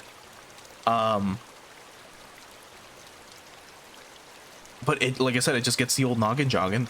It just makes you wonder. But yeah, lots of stuff happened. We learned so much in chapter 3. We were given so many little crumbs of like knowledge here and there. Again, we used to think that the swamp was just a swamp, but no, it turns out there's pools of lava and hot springs underneath the swamp. which is still, I'm pretty sure like Keiichi was the one who triggered like that miasma to come and kill everyone by dropping the bike down there and causing a horrible like reaction. Because as we were told, it takes about 3 days for something to sink into the swamp, and we were out for about, like, we killed Satogo's uncle, right? That was that night. We dropped the bike in, then so that's when like the bike started to sink. Then we had the following day when we were like, wait, what do you mean, like, he's still around? Like, what are you talking about? I killed him. What do you mean I was at the festival, right? That's day 1 officially, like 24 hours have passed. Then we had the event where we went to Satoko and we were like, hey, like, we need to get you to the clinic. Your body, like, you've got this fucking, like, your body is boiled, essentially. We got to get you to the clinic. That's day 2. Satoko pushes us off the bridge. We are knocked out, and that night is day 3. Which means that at around 3 in the morning was when the bike, I assume, or close to 3 a.m. was when the bike, or sorry, close to 2 a.m. 2 or 3? 2 a.m. So close to 2 a.m. or maybe before that was when the bike officially reached the bottom and either like reached a hot spring or reached the fucking layer of magma or lava, I mean, and like the gasoline tank just exploded and it caused some horrid reaction, and it triggered the explosion of the mountain that we're in, or the eruption, I mean, of the mountain that we're in, causing everyone to die, like causing the miasma to creep over all of Hinamizawa and thus killing everyone, which means that just Keiichi literally killed everyone. And it just so happens that everything kind of was very coincidental, in the sense that, well, you know, he how to word it, he was already going insane. He thought he thought he had Death Note powers. He was like, oh, I'll curse you and I will kill you, blah blah blah blah, right? Even though all this shit was happening at the same time, like Takano-san was gonna die anyway, Jiro was gonna die anyway. Oi-san going missing is news, but news to us, but that could have just been related to any of the like Yakuza events, right? Erika being killed was shocking, but also it makes you wonder, like, who did that, you know? It just leaves you with a lot of questions, but also, like, all of these things were happening at the same time, and I assume they were all gonna happen anyways. And then we have Keiichi just, like, you know, putting the icing on the cake by dropping a bike into a swamp that he didn't know was linked to, like, just a volcano, essentially. And then that causes everyone to die. Because why not? How the fuck did he survive? Who knows? I'm still questioning that. I'm still like thinking about that. I'm still wondering how he did that. I'm still wondering if it really was all coincidental. If this is all still like Oyashiro-sama's curse. If it was his protection. Maybe Rika wasn't the reincarnation of Oyashiro-sama. Maybe when Rika died, the protection went from her to, I don't know, to Keiichi for some fucking reason. Who knows, right? We won't find out until either chapter 5, 6, 7, or 8 comes around, which will happen next year. And by that I mean in like 2 weeks is when we're going to start chapter 4, and then 5. We'll try to finish all of the first 2 arcs of Higurashi by 2025. And then we're going to be continuing with more Higurashi because there's so many fucking games in this franchise. If I double check one more time with like the list that Billy sent me ages ago, if I quickly go up to it once again. So, because yeah, we've got Onikakushi, Watanagashi, Tatarigoroshi, Himatsubishi. Then we've got Meakashi, Tsumihoroboshi, Minagoroshi, and then Matsuri Bayashi. Those are the answers arcs, at least those last 4. But then we've got Higurashi Rei, we've got Higurashi Matsuri, we've got Umineko, then we've got a bunch of, like, it just keeps going. It just keeps going. It's so many fucking games we gotta go through. And we will for sure be continuing all of this in 2025. It'll be a very interesting year. But yeah, I think that's where we're gonna call it for tonight.